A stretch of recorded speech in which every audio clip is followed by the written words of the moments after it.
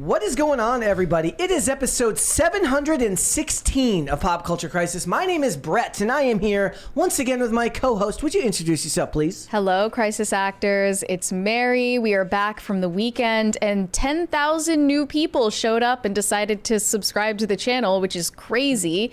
We're happy you're here. I have no idea who you are, but I hope we don't scare you off. We look forward to getting to know you. And it's going to be a fun episode, not a normal Monday for us, because we have a special guest joining the show. Introduce yourself, please. Hi, I'm Andy Signore. I'm so honored to be here. Thanks for bringing me out, guys. It's Yes. So you run a channel called Popcorn Planet, and you have been covering, you cover all the stuff that we just kind of touch on, that we just kind of barely, we do the headlines, we cover it a little bit. You go deep in You do the deep depth. dives. Yeah. Yeah, we call it the lean in. Like when our audience connects to a story, we lean in and just sort of go there until they don't care anymore.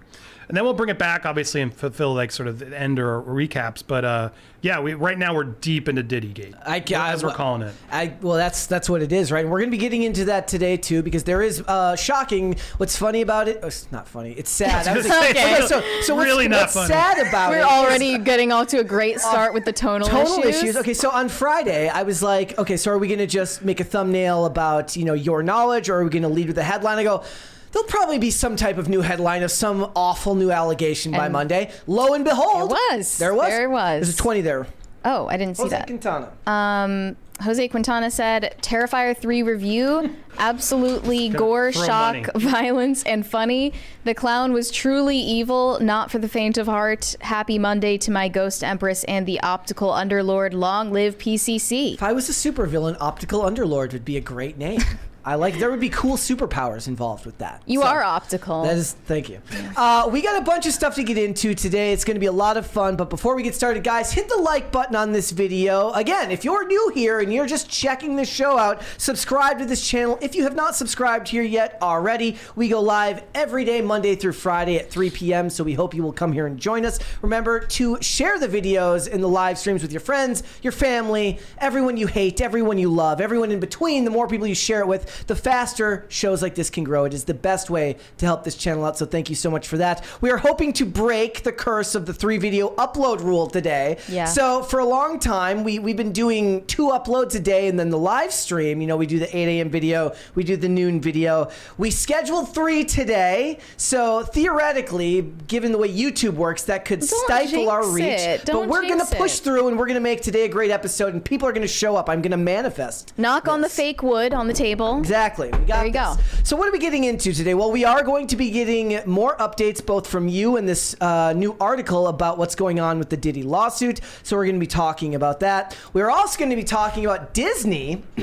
Disney, who has spent years making movies saying that they don't need no man, suddenly wants to make a Prince Charming movie, which press X to doubt whether they can do that well. I suppose time will tell on that. But we're going to talk about it. They're going to ruin it. It's a when. Mary has strong feelings about this, mainly because she has a certain way she wants this movie to be made, but also she just thinks all the actors who are handsome enough are just too damn old. Yeah, it's literally so over for Hollywood actors. Ooh, I smell a movie. Yeah, we're gonna talk about this, and we're also gonna get into. If you remember last week, guys, we talked about the lead actress for the upcoming Wicked movie, which I'm going to be forced to go see instead of Gladiator 2, which we will be reviewing on the channel with Kino Corner.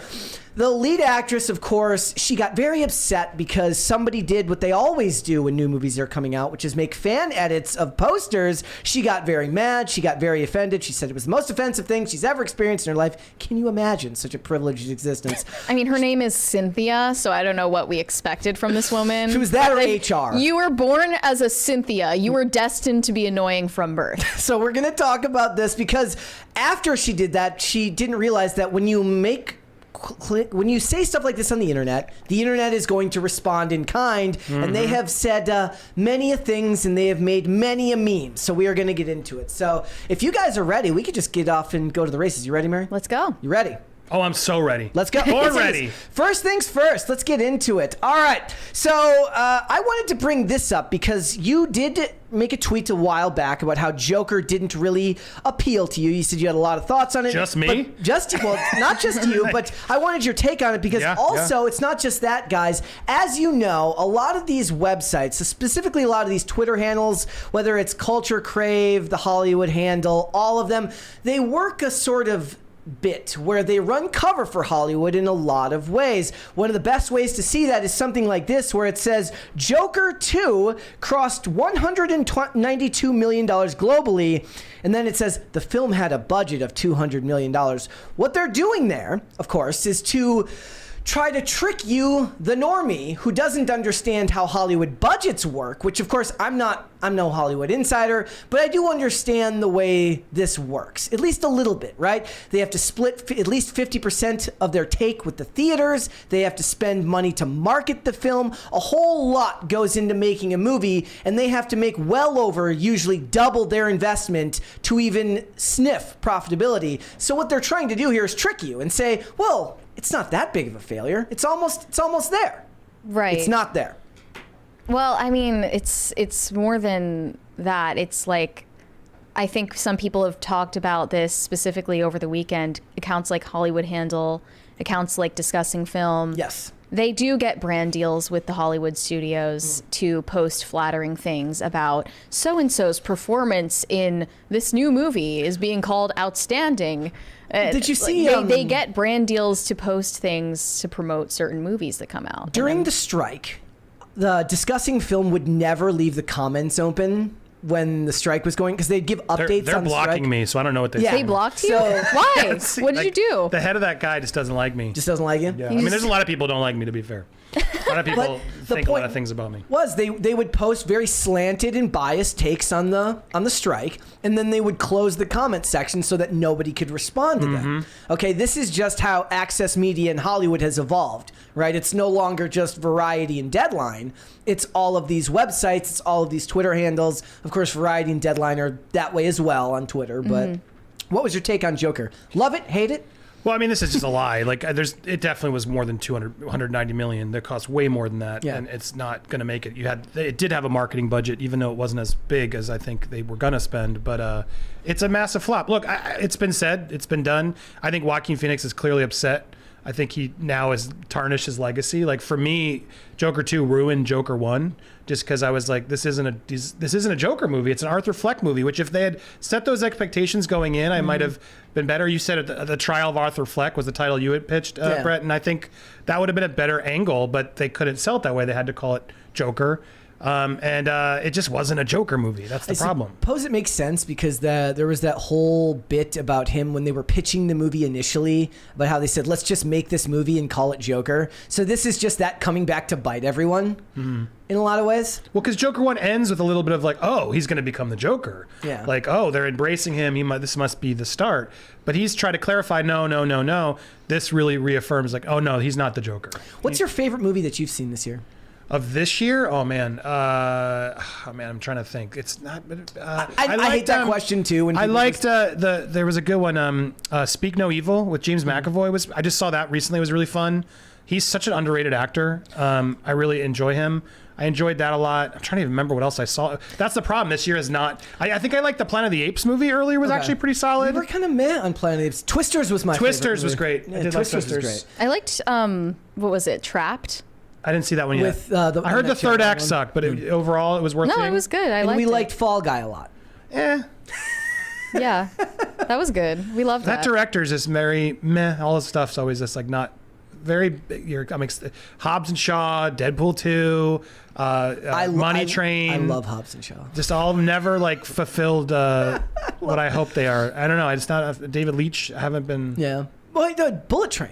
Again, it was like all his movies kind of like. I loved Bullet Train. I love Bullet Train. I didn't like it as much. I don't know why. So people were having this discussion yesterday. I saw Weaponized Nerd Rage. He's a YouTuber. I don't know if he really makes content as much anymore, but he. What else came out this year? He had a tweet about it where he just seen Bullet Train. He goes, why was nobody talking about this? This movie was awesome. People do enjoy hating on things more than celebrating things, and Yeah, I mean, we have positive reviews every once in a while. It's just hard to find them. Well, look, it's been a bad year. I feel like last year. Dune Part 2 is good. Last year was better for movies than this year. Yeah, I mean, Furioso sucked. Bad Boys was fun. Those directors are really inventive, creative. Did you see the new Bad Boys? We didn't see. It's worth checking out. Yeah. Like they did this really cool sequence that went. He's like Will Smith. Oh no, I saw the like, they were that doing had the cool, gun attached. Yeah, to and the, they were doing cool stuff with the cameras. Like I like those directors a lot. But yeah, I mean, Deadpool Wolverine was fun. It was all right. It's just been a more lackluster year. So last year I made like a list of because people say this all the time. They say nobody likes anything, everybody dunks and stuff. I made a list of like 17 movies last year that I liked, and there was quite a few of them. And we didn't see a ton of movies, so the hit rate for me last year was pretty good. Like Did you see Iron Claw? I couldn't handle it, man. It's intense. Everybody was saying it's like that. But yeah, it's brutal. Because from what I've heard, like. I know enough about the family to know that the real story is even more tragic than the movie. Yeah, no, right? I was like a Why mess. didn't they go with the true story though? No, It's no, still it's pretty bad. It's still pretty bad. It's just the story of the Von Erich family is just very, very tragic, as is a lot of the stories of those families that were involved in wrestling in the territories back then. It's just a very, very rough road that a lot of them went down. But like last year, Gran Turismo was one of my favorite movies. Yeah, I don't that was think surprisingly good. Anybody else saw it? Was the creator last The Creator year? That was was late last last year, year. You and liked that one. I loved that one. Didn't like that. Everyone's saying Gladiator 2 is going to be the movie of the year. Well, so what we're gonna have to see, like everyone's saying that it's only influencers that are making those comments and not actual critics. And look, I'm never one to keep the critics from getting dunked on, but it will eventually become a thing. We did a segment last week about. What was it? The Hollywood Reporter did the whole thing about these are the new faces of Hollywood, and it's all social media influencers, right? Because it's a lot easier to get positive reviews and positive buzz around your product if you're just paying a bunch of influencers to stand in front of your billboards. But are you trying to say you don't think influencers are the new wave of Hollywood? Because they're more valuable in a weird, depressing way. I think they are. Yeah. I think that they are far more influential. Doesn't mean they're more talented. No. It just means I think audiences have just lost what's good. I like that influencers know what they are. Like they know that they're sellouts. They don't have any shame about promoting brands and saying things that they don't believe, and they're very open about it. It's almost an inside joke with their audiences that they do that. Yeah. When it used to be a very shameful thing. Like you're an OG YouTuber and you know what the climate was like back then.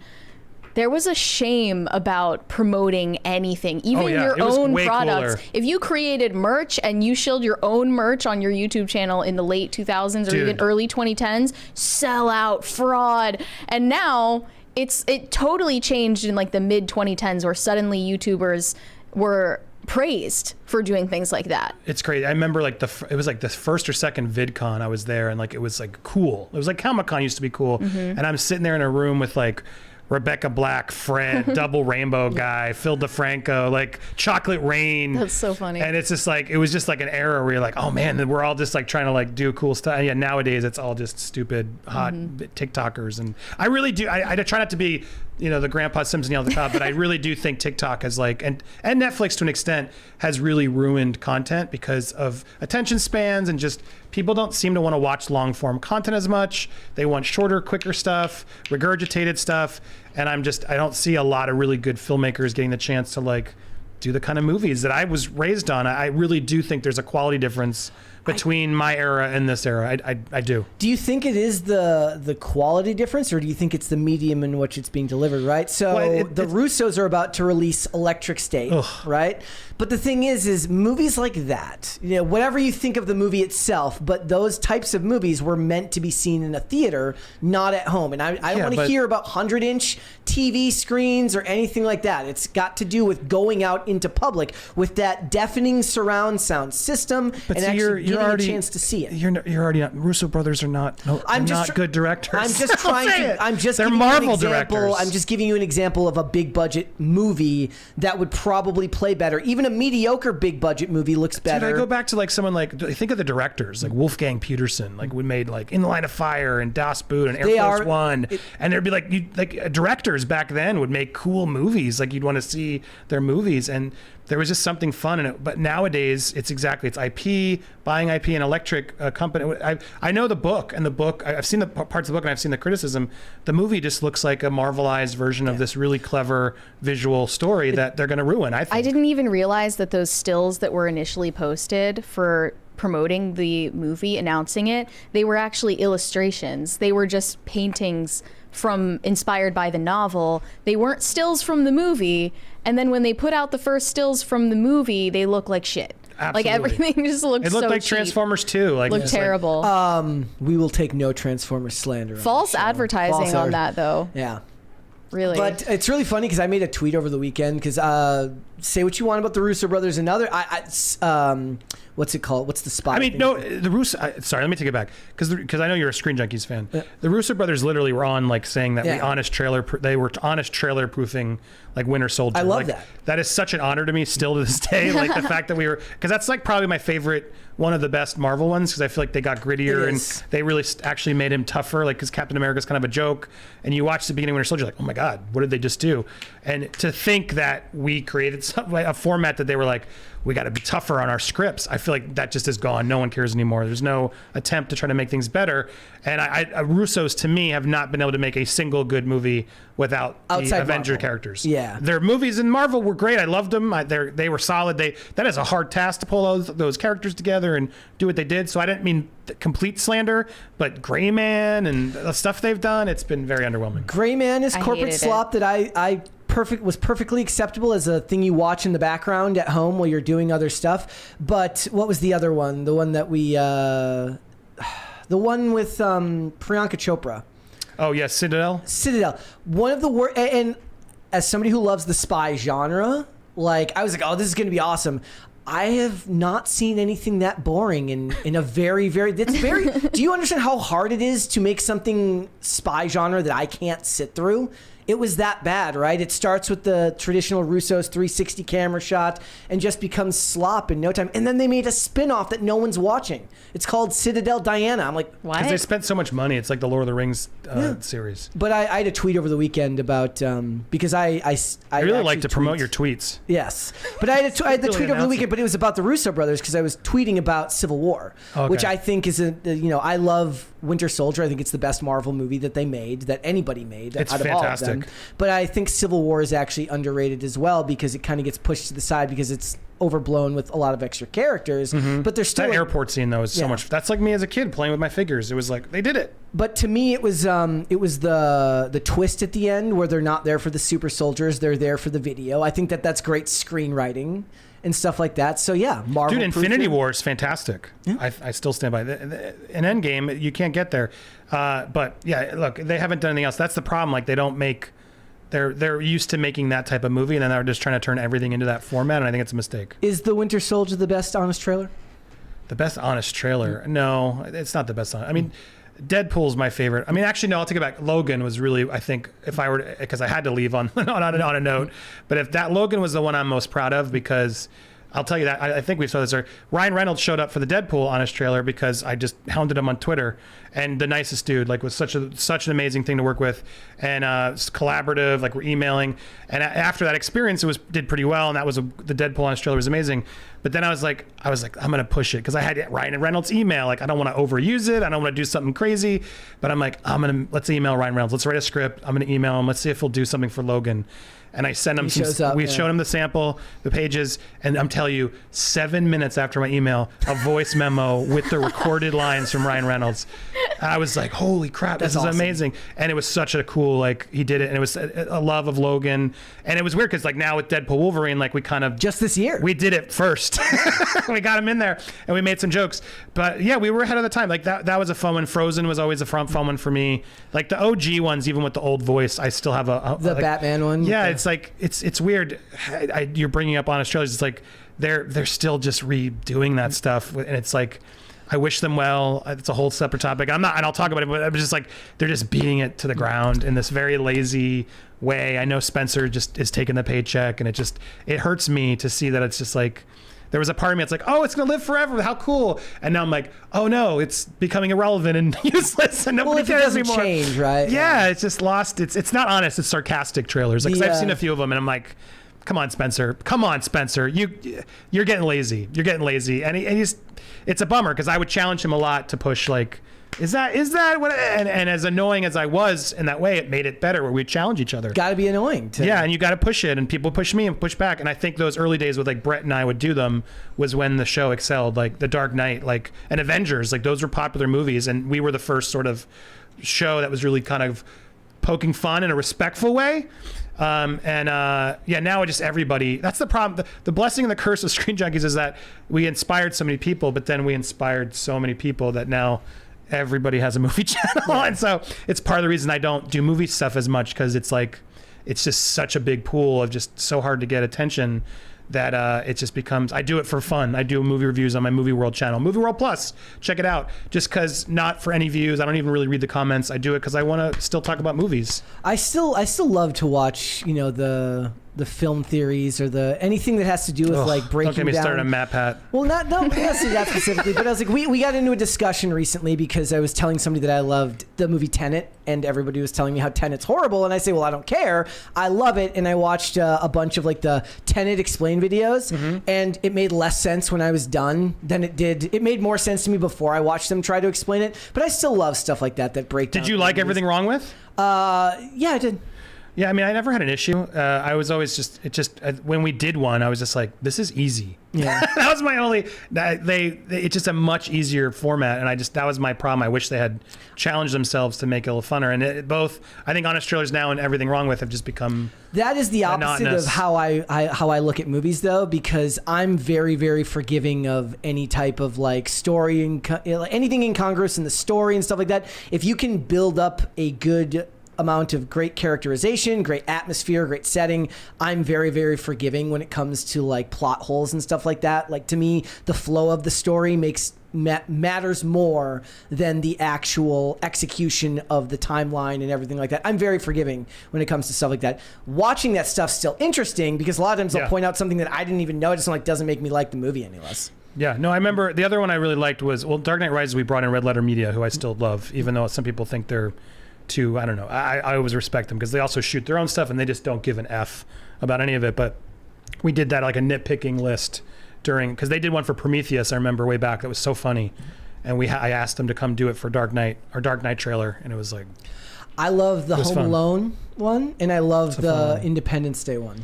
Like, I don't even remember now. It's like, I'm at that weird phase where I'm like, they all blend together. You don't look back at your old videos? I mean, no. We don't look back at anything. I 100% do, yes. Oh, I don't watch I'm not trying to say like there's a lot of them as my thing. Like, I've done a lot of channels and shows, so like if you were to start it, I'd probably like, oh yeah, but we did so many jokes that it is weird. It does start to like blend together. That's not, the Independence Day one's not one. I remember of some, of course, but Independence not the one. Well, like Top Gun was fun when we did like the VHS trailer. Like, I had to get I brought my 8mm VHS tape, and I had to we literally put it through analog like tapes to make it look like that. It wasn't like some digital filter. And I did it like 10 times to wear the tapes down. Like, I liked when we did, or the Boyhood trailer was really fun because we went against. Anytime we challenged ourselves was when I usually had more fun with it. I like the one for Top Gun because they point out how all the actors have to slouch to be Tom Cruise's height. Yes.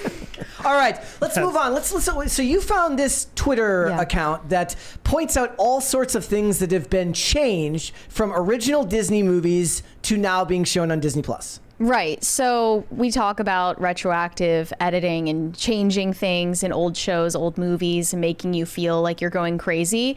The truth is, you're not going crazy. Disney is actually changing things in their old animations, including in this old episode of Lilo and Stitch. Okay. It shows that there's this scene where Lilo hides in a dryer, and I'm guessing that a boardroom full of Disney executives sat around and they thought, if kids watch someone went into a dryer is what happened. They're going to hop in the dryer and get killed by their parents on accident, and then they're going to sue us. I don't know.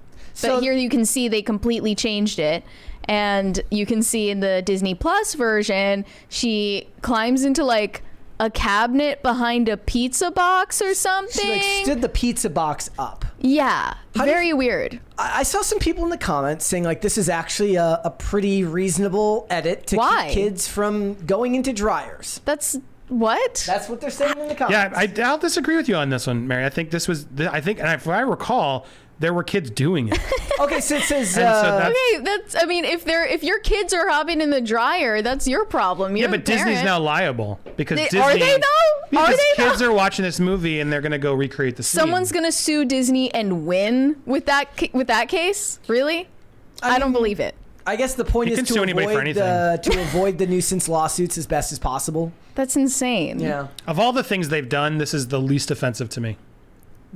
So have you been following a lot of that? A lot of the changes they make to these shows or these movies? Yeah, I mean, there's. What's the most offensive to you? If this is honestly, the least. Well, I mean, there's a lot. One that really upsets me. It's a tangent, but it's The Simpsons. They removed the Lisa's birthday episode, which I'm an ardent Michael Jackson supporter. I think he's innocent, which a lot of people don't like. I'm actually doing a whole documentary to break down because the accusations are so flimsy. And like, is Michael Jackson perfect? No. Like, is there things I wouldn't have done? Sure. I wouldn't have been hanging with so many kids in the first place. But do I believe he crossed the line? No, I don't. And he's never been convicted of that or charged with that. There's 2 people who lied about it. And anyway, they pulled the whole episode of Lisa's birthday, which Michael's not even in it. He did the voice as another guy. And they pulled the whole episode just because of Leaving Neverland. Okay. And it's still been gone. And I find that kind of censorship to me the worst. Because I'm just like, whoa, even if you want to hate Michael, okay, fine. Like, leave the work on the platform. One we talked about was in Stranger Things. I think in one of the episodes from the first season of Stranger Things, where this character is taking photos of, what's her name in the show, Nancy, while she's changing in her bedroom window. They took that out? I believe that, yeah, they took that out later on because people pointed it out and they said, like, this is weird. You're promoting, like, peeping Toms by showing this scene. And they retroactively took it out because people were offended by it years later. Well, that's Netflix. Netflix. Yeah. Oh, yeah. I mean, but sure. I didn't even know Netflix was. So it's not just Disney doing this. No. It's all of these studios are worried about liability, but most of all, they're worried about making people angry on Twitter. I don't even know. Yeah, that makes no sense because that type of outrage is the fastest to go. The outrage over old media and stuff. It's like they when don't they know talk how about, short people's attention spans they really are don't. these days. And they don't understand that a lot of the time. It's like when they put trigger warnings on movies and television shows that the people that they're doing this for aren't watching your movies or your shows anyways. So it's not actually helping anyone. Now, it's one of the things that even the most milquetoast of artist or milquetoast of actor can get in and say, oh, I don't agree with that. But this is kind of the side effect of Hollywood has grown to be such a huge corporate structure that this has got nothing to do with social justice or being offended. What it is that they're just limiting exposure. We got a 20 from Pop Culture Junkie. I had so much hope for the Russos once they got out of the Marvel straitjacket. Boy, was I wrong. Yeah. Well, it just proves that some people work better within the system. That's sad. Right? What's weird, that Stranger Things thing, I didn't know that's crazy. The one if they're going to do one, they need to edit Revenge of the Nerds. Have you guys rewatched that recently? No, not recently. Oh my God. The ending of that movie is them filming the sorority girls without consent, printing their nude photos on pie tins. Okay. And then so they're naked, just, oh yeah, we hid cameras and filmed you naked and now we're selling it to everybody. Oh, and then one of the girls gets R'd wears the nerd wears a mask because she thinks it's his boyfriend. And it's like, oh, haha. That one's pretty messed up when you rewatch it. Okay, fine, but you don't need to take it out. But I agree. Like, I still wouldn't edit it. Like, that's my problem. Like, censorship in that regard to me is the worst than maybe the dryer. It's still, I guess, a form of censorship. But it's like, I feel like we need to learn from our things or put a disclaimer if you must. Yeah. But like, let the work stay so we know what it was. Because there's a 20 there from keep guys see money. Yep. Thank you. It's not working, so I did one. From Kiabo Bandit. I'm with Mary on the Lilo and Stitch edit. Opening scene to Rocket Man had a dryer scene and kids weren't actually getting hurt. I used to hide in the dryer too as a kid, but my parents weren't dumb. I was never in any danger. There you go. This is what I'm saying. Like, people, if you're starting the dryer while your child is inside it, maybe Some you're the kids are problem. dumb. Maybe you are the problem. Well, it's saying we've infantilized the next generation so heavily that we can't even hold the parents responsible for their own actions. It has to be Disney's fault that you're stupid. The real way that they retroactively edit your memory of things is by making remakes.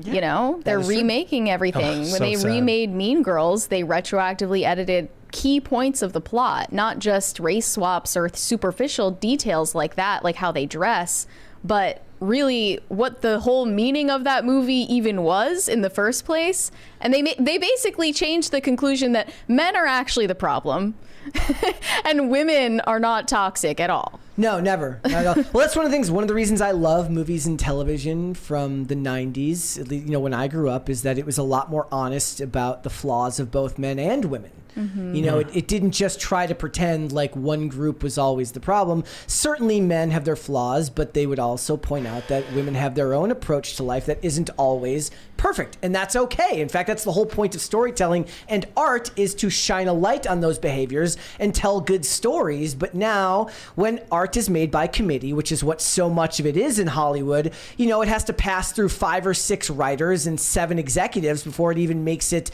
past the script writing stage. And how do you expect anything to have a singular vision? It's one of the reasons we talk about when we talk about directors now, right? And we talk about what Todd Phillips did with the Joker and how he was allowed to make this $200 million flop. And I say, well, you know, we have to find a middle ground between, you know, no oversight whatsoever and somebody being like, you have a long leash, but your leash isn't infinite. You're not allowed to just do whatever you want, because back in the day, I still maintain this, that a lot of it was Hollywood has been full of left-leaning, liberal, creative artists for a very long time, and they had a bean counter back in the day in the marketing department or the executives who say, maybe we need to make this more accessible to everyone, and those two came together, and you found yourself somewhere in the middle with making movies for general audiences, because you didn't just let them run wild, and you didn't let the creatives didn't shut out the executives, and the executives didn't tell the artists that their point was unimportant. So you find a middle ground. Yeah. At least that's what it seems like to me. And now it feels like it's all in one language, it's all one message, and everyone's terrified of angering everyone on the internet. So what you get is a lot of very, very boring content, hence Mean Girls. Hence MrBeast. Hence MrBeast. All right. Yeah, MrBeast's channel is allegedly struggling right now. Oh, no, it's not. Just 66 million Yeah, views. no, it's not. MrBeast's latest video is his worst performing in over a year, with 66 million views in a week. Oh no. I mean, for him, that's bad news. We got a 20 from Gordon Shumway. Most of those frat boy movies from the 70s and 80s were as bad as Revenge of the Nerds, Porky's, Animal House, Hard Bodies, Private School, Bachelor Party, etc. All great movies, It by was the a way. genre back then. Doesn't mean they should cancel them. Yep. Well, MrBeast is getting canceled.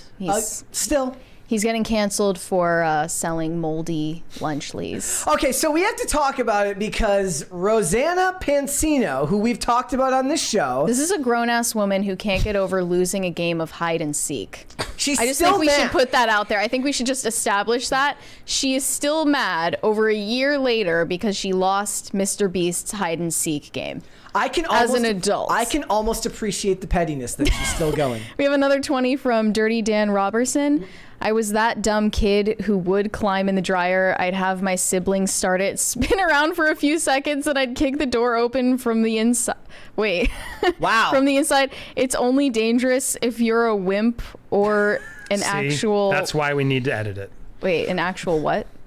An actual baby? It's because of Dan here that Disney now has Thanks, to edit Dan. this scene out. I guess you're the problem. Yeah. But Rosanna Pansino posted her official review of Lunchleys. I mean, is it kind of crazy, though, that this woman who you claim is not over it literally was like, I'm going to go review this dumb thing, and there is actually mold on it? It's pretty amazing. It is kind of crazy, but also It's like... one of the selling points, right, is like we're not selling any of that fake food, those processed foods that have preservatives in them. Well, this is what the you problem. get. But you said you have a different theory as to why there's mold in the Lunchleys. Yeah, look, I'm not a fan of MrBeast. My son loves him, and I've had he's 12, so I've had interesting conversations of like, it's not all real, buddy. Like, you got to realize like it's fake. And I from what I know somebody who was on the set of the commercial for the Lunchleys. So I actually knew about Lunchleys for a while.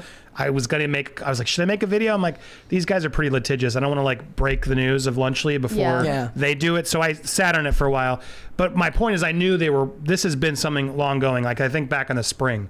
So my theory, and this is just a theory, that they had it already and they were sitting on it now that Dogpack and everybody was starting to cancel them, and Amazon, they were like, oh crap, what do? We can't launch a kids thing right now. So they literally had to sit on it for months, and I think that's part of the problem as to why some of that stuff is like right at the end of its dates, because they didn't get to launch it in spring as they planned. They were sitting in freezers in warehouses for that whole time while they were waiting for the headlines about Chris Tyson to stop coming out. That might be why it's happening. Like I'm what are the odds? I will fight back. I think MrBeast is terrible. I think he's employed pedophiles. I think he's terrible for kids. I think is it because of his employees or is it because of him? Well, I think You mean the content or all of it? Okay. I think it's all. What is it? What is the problem that you have with the content specifically? I just think not enough people are calling him out too because they're afraid because they want to work with him, and I think that's the shadiest thing in the world. Like, don't. But what my issue with him is, I think all of it's fake. I think he's faking a lot. I think Rosanna proved that. And I think whether she's bitter or not, I can't disagree that it's a little bit of a thing, but I do think she proved it. Like he let Logan Paul win, and I think the whole thing that just proves the whole thing's a sham. Now, to be fair, most reality TV is. Yeah, I was gonna so say, it's like it is what it is. But the way he markets it to kids, and I thought Dogpack's videos were pretty well done to really show the problems of, these fake contests and things aimed at children. I just think it's all bad. I think the charities, are all fake, not fake, but he's just doing that to misdirect. He's just a CIA agent. No, but the ocean stuff, like what is it actually doing? Like how is it actually helping the oceans? Like I think a lot of it, just like a lot of charity for rich people, is just a way to port it over to look. See, I do good, guys. So I don't think I do think he's a narcissistic, egomaniac, crazy person. And I just don't think he's a good role model for kids. And I think YouTube leans in way too much to support him. There's other creators that deserve the algorithm love that he's gotten for so damn long. Yeah. And I just don't get why he's the king. I don't know. I think it's because he's inoffensive, right? But he is in reality, he is. That's my behind the scenes. You're saying it's a different story, but as long as to the public, you're relatively inoffensive, corporate friendly, just kind of neutral. To reach his level of success, you have to be a pretty ruthless businessman. Yes. Right? Like that's the way I see it. And there's a part of me that's like, kudos, you did there. Go get your bag, but. When it's an audience of kids, does it not give you a little bit more pause? Like, I imagine that there are stories about the executives who work over at any toy company that would just make people's skin crawl eventually, right? Corporate espionage, things like that. I assume for this stuff. But are you okay with your son watching MrBeast? Someone just said it. He's soulless, and that's JM. You're spot on, because to me, they're lifting him up as this sort of guy. I remember I forget where the interview was, Howie Mandel or something. He's like, he was all proud. Like, I sleep in my studio. Here's my bed. And I'm like, that's not good, dude. Well, Elon does the same I know. stuff. I don't like Elon that much either. My point is like to lift up the head of YouTube as this guy who's a workaholic psychopath who like burns through his employees, like gives pedophiles second chances, who then advertises to children. I'm like, that's a lot of strikes. It's like, well, people didn't talk about it as much because this wasn't as public of an employee as Chris Tyson, but there was another employee, a friend of a friend, who had actual convictions for offending against children, and he allegedly was aware of that, but employed this person anyway. And I guess that doesn't mean he supports it, but he is definitely indifferent to the type of people that he's supporting financially and putting in front of children on camera. Yeah, well, I mean, Popcorn Anus, who's hating me in the chat, says, oh, please, Andy's the biggest grifter. It's just like, that's your comeback? We're all grifters. Anybody on YouTube is a grifter. This show's a grifter, MrBeast's a grifter, I'm a grifter. What does grifter mean? Hello? You have a money gun that shoots out money. We're all grifters. But it's our job. And what the people don't get is it's a lot of work. But I try to create a work-life balance. I go see my kids. I go take trips with them and take time offline and put my phone down. And I think MrBeast is not I didn't call him a grifter. I'm calling him a soulless, person that I think is just all about the dollar, doesn't have a personal life, doesn't care about treating people well. He will do anything for that click. And I think that's what YouTube's become because he's the leader. So then everyone sort of needs to follow his path of nonstop work. And it just, YouTube is filled, I know it. I've met so many people as an OG YouTuber, just so much burnout happens on this platform. And I think mentally he's creating the wrong type of idol, if you will. And I think it's dangerous. Well, I know you said your son is a fan of MrBeast, so are you still okay with your son watching his videos? I mean, I don't like my kids watching any of that crap, and sadly, but it's so hard to police. I try my best, but he still manages through friends and stuff. Like I don't think he watches it as much, but I just use it as an opportunity to talk to him about it. And I think that was actually even more valuable to have him learn, like, not everyone you see online is real. Like, you got to look at things more objectively and, don't just believe what you watch. And so I don't like stop him. I can't at this point, always, but yeah, I don't mind. I'd like to educate if he's good. I don't think MrBeast is going to turn him into something else. But I just don't, personally, I just don't like that YouTube and Amazon are giving him so much more money to encourage a new generation. His like candy bars are now taking up major space at regular stores and everything like that. So he's expanded so far beyond YouTube now, even if that's his base for videos and for revenue. But even more. Not to interrupt, but the candy bars weren't for candy bars. The candy bars were for raffles. The candy bars were so kids could go buy more candy bars to go get a code to go online to win money. And that's the problem with MrBeast. Like, this is beyond a grift. Like, to me, I think it's illegal what he's doing. Like, he forces all his kids to go run to Walmart to get the bars and then buy 100 chocolate bars to make them all fat, which is the last thing we need, is our kids eating 10 chocolate bars. But it's literally the company, I think Dogpack put in a video, like, they weren't a chocolate company, they were a raffle company. And I think that's shady as hell. Like, it's basically getting kids to gamble? Yeah. Okay, I didn't know that. Yeah. I'm learning a lot about MrBeast. The Dogpack videos are pretty well put together. And so basically MrBeast is the Antichrist, is what you're trying to say. Well, I don't know if I go that far. Some people do think that, though. They Sure. do think he's the Antichrist. Sure. All right, guys. So Halloween is coming up, and I just thought everyone would find this to be a little bit interesting because obviously Ryan Murphy's series Monster was very, very successful this year. I think it's still trailing only behind The Penguin in the weekly ratings over on Samba. But right now, Menendez brothers Halloween costumes are going crazy on eBay. People are using this as an opportunity to dress up as the Menendez brothers for Halloween. Have you been following this story? Yeah, I mean, do you guys think they deserve to come out? Have you followed the case?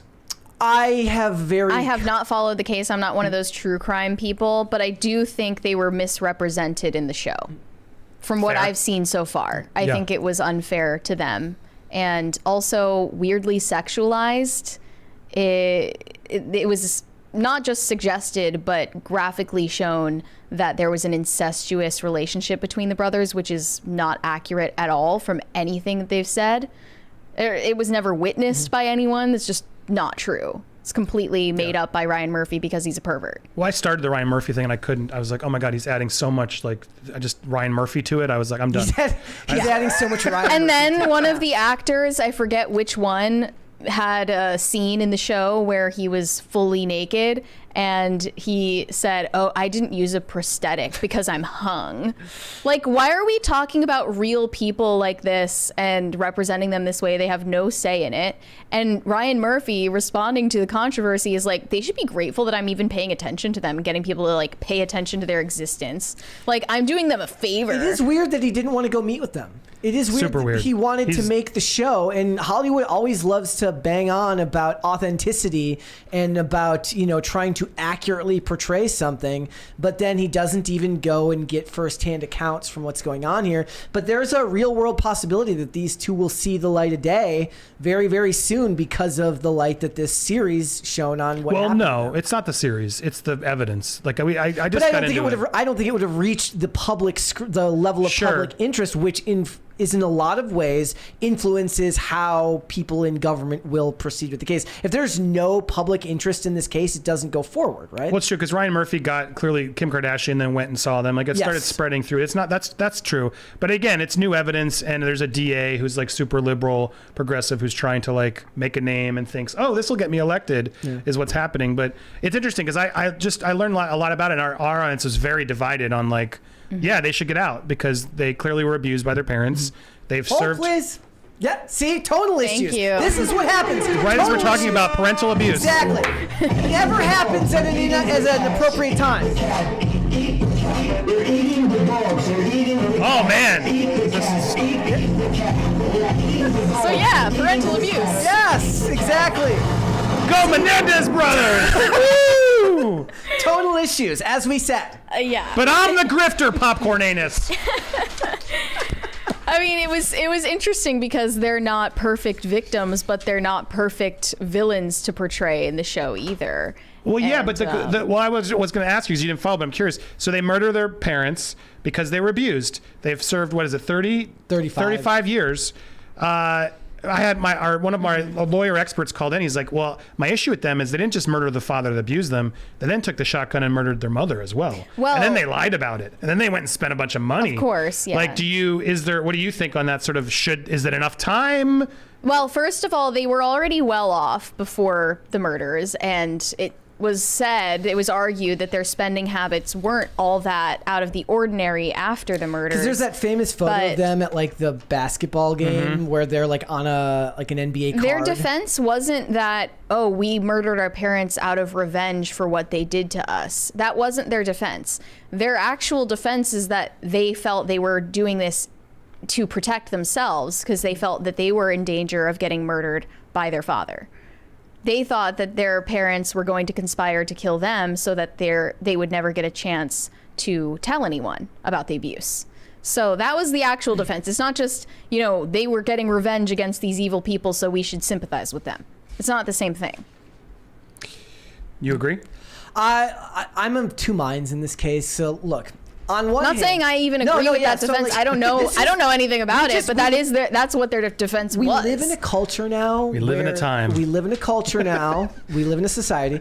We live in a culture now, which, we talk a lot about the fact that, they don't seem to like to put criminals in jail these days, and it just feels like you're falling away from the idea of law and order. But at the same time, I'm also anti-death penalty. So when you look at the original case and you realize that stuff was excluded from evidence in the trial, that's why I'll never completely trust any judicial system, because everyone who's prosecuting a case is a professional with their own agenda who wants to put forth their best record, right? So in the world of law, they're still humans. Right. So there were different cultural attitudes, especially about abuse against male victims back then that have changed over time. So now people are reconsidering it. To me, this is more interesting because what Ryan Murphy's show shows you is that, like we talk about, women love true crime. They love stuff like this. And we do have a bit of distance between us and the horrific things that are done and then put on TV. But we are in a time now where people can't really see the difference a lot of the time because, first of all, he's taking liberties anyways. So it's barely even the case to begin with. He's taking all sorts of liberties. It's just their name.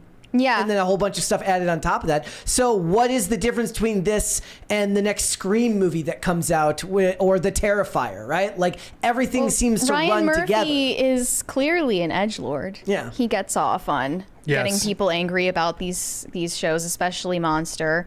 People were making controversies about the Dahmer story as well, saying that it romanticized him or, lionized him in a way that...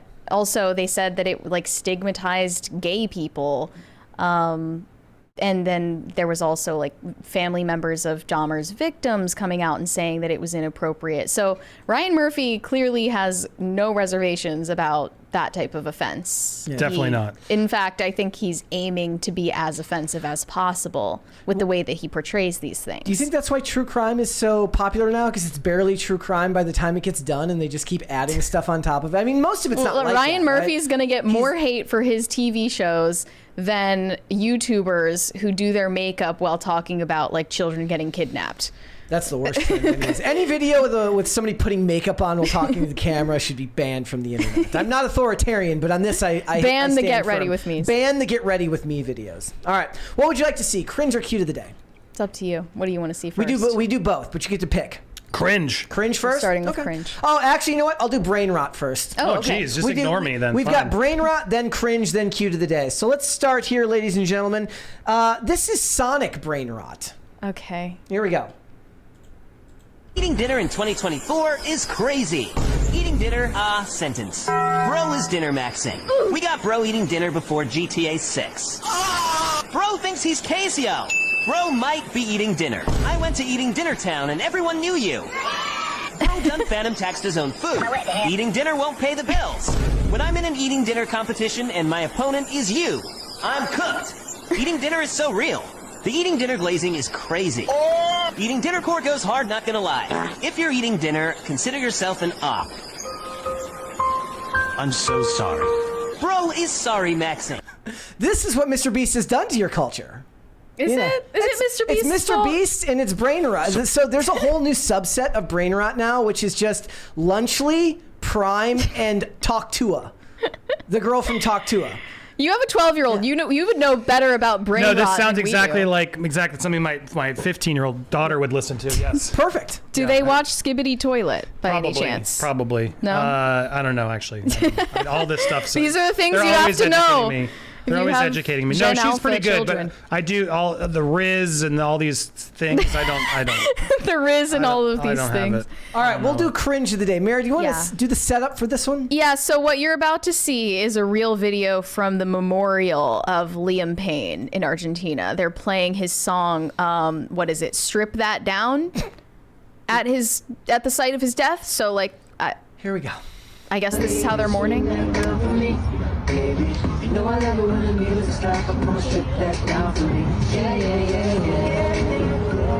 With the candles. I suppose if you People crying. if you make like R&B or, I mean, what Liam Payne song are you going to play? yeah, I guess it would have to be a One Direction song. One of the One Direction songs. I mean, probably would be good. Yeah. Not that one. Played Night Changes. Night Changes, yeah.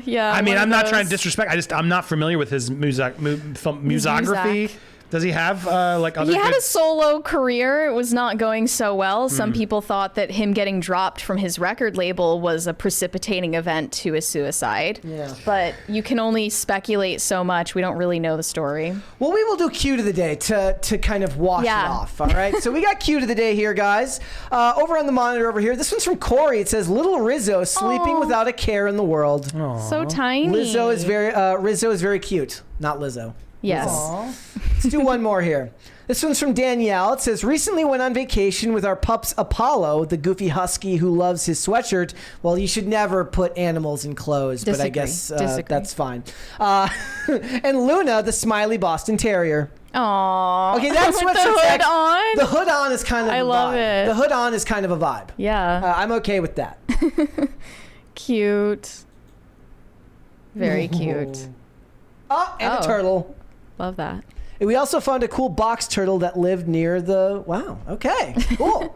All right. Let's go ahead and get started then. We got a lot to get into. Yeah, there are new revelations about Diddy, and you've covered this extensively on your channel, so you know more than either of us do. We've only been going over the surface level, but this attorney from Texas named Tony Busby has made it his personal mission to represent as many of the alleged victims of Diddy as possible. And he's already filed 6 lawsuits and now another 6 over the weekend.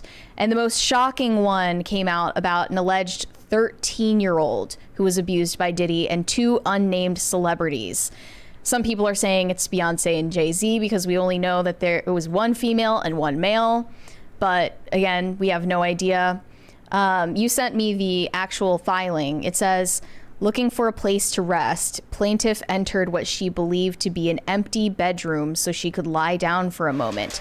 For context, this took place at an after party for the VMAs in the year 2000.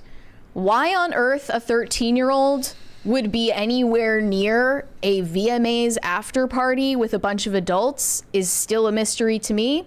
Where are the parents? But I digress.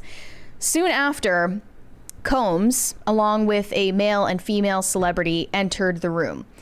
Combs aggressively approached the plaintiff with a crazed look in his eyes, grabbed her, and said, "You are ready to party." This just sounds insane. He then threw the plaintiff toward another male celebrity, Celebrity A, who removed plaintiff's clothes as she grew more and more disoriented. She said she had gone to lie down because she had only had one drink, which obviously a 13-year-old should not be drinking in the first place. But this is a pattern that we've seen in these accusations. Something is slipped into the drink unbeknownst to that person. Laced in the baby oil. Plaintiff was held down by Celebrity A, who raped her while Combs and Celebrity B, a female, watched. After the male celebrity finished, Combs then raped plaintiff while Celebrity A and B watched. Combs attempted to force plaintiff to perform oral sex on him, but she resisted by hitting Combs in the neck, and he stopped. No more information was given about that pair of celebrities, but it's no secret that his increasingly infamous white parties and other events attracted A-list crowds. Are you familiar with this lawyer? Like, have you done a lot of looking into the lawyer who's covering most of this? Yeah, I mean, he's legit. I mean, so is he doing his due diligence on these cases? Yeah, I mean, well, I've seen two versions. One, yes, he's legit. I've had other lawyers tell me, oh yeah, he doesn't mess around. But then I've also had some that say he's a little like salacious and will go out there. I mean, this one's weird to me. I'll be honest. I have some red flags of my own. Like, why aren't they naming the celebrities? Like the lawsuit labels like Celebrity A, Celebrity B, and it's strange to me. And then I went and did my own analysis, talked to our legal experts, Christopher Melcher, a regular on our channel. He clarified, and I think he's spot on. This is just a shakedown. Like, they want the celebrity to settle. They want to make a payment. And if the celebrity does, it's basically like a game of chicken of, will you pay us and then we'll go away, or are you not? And then we're going to announce this name. And it's like, I'm curious what you guys think. I don't know how to feel about that, because like, this is a 25-year-old accusation.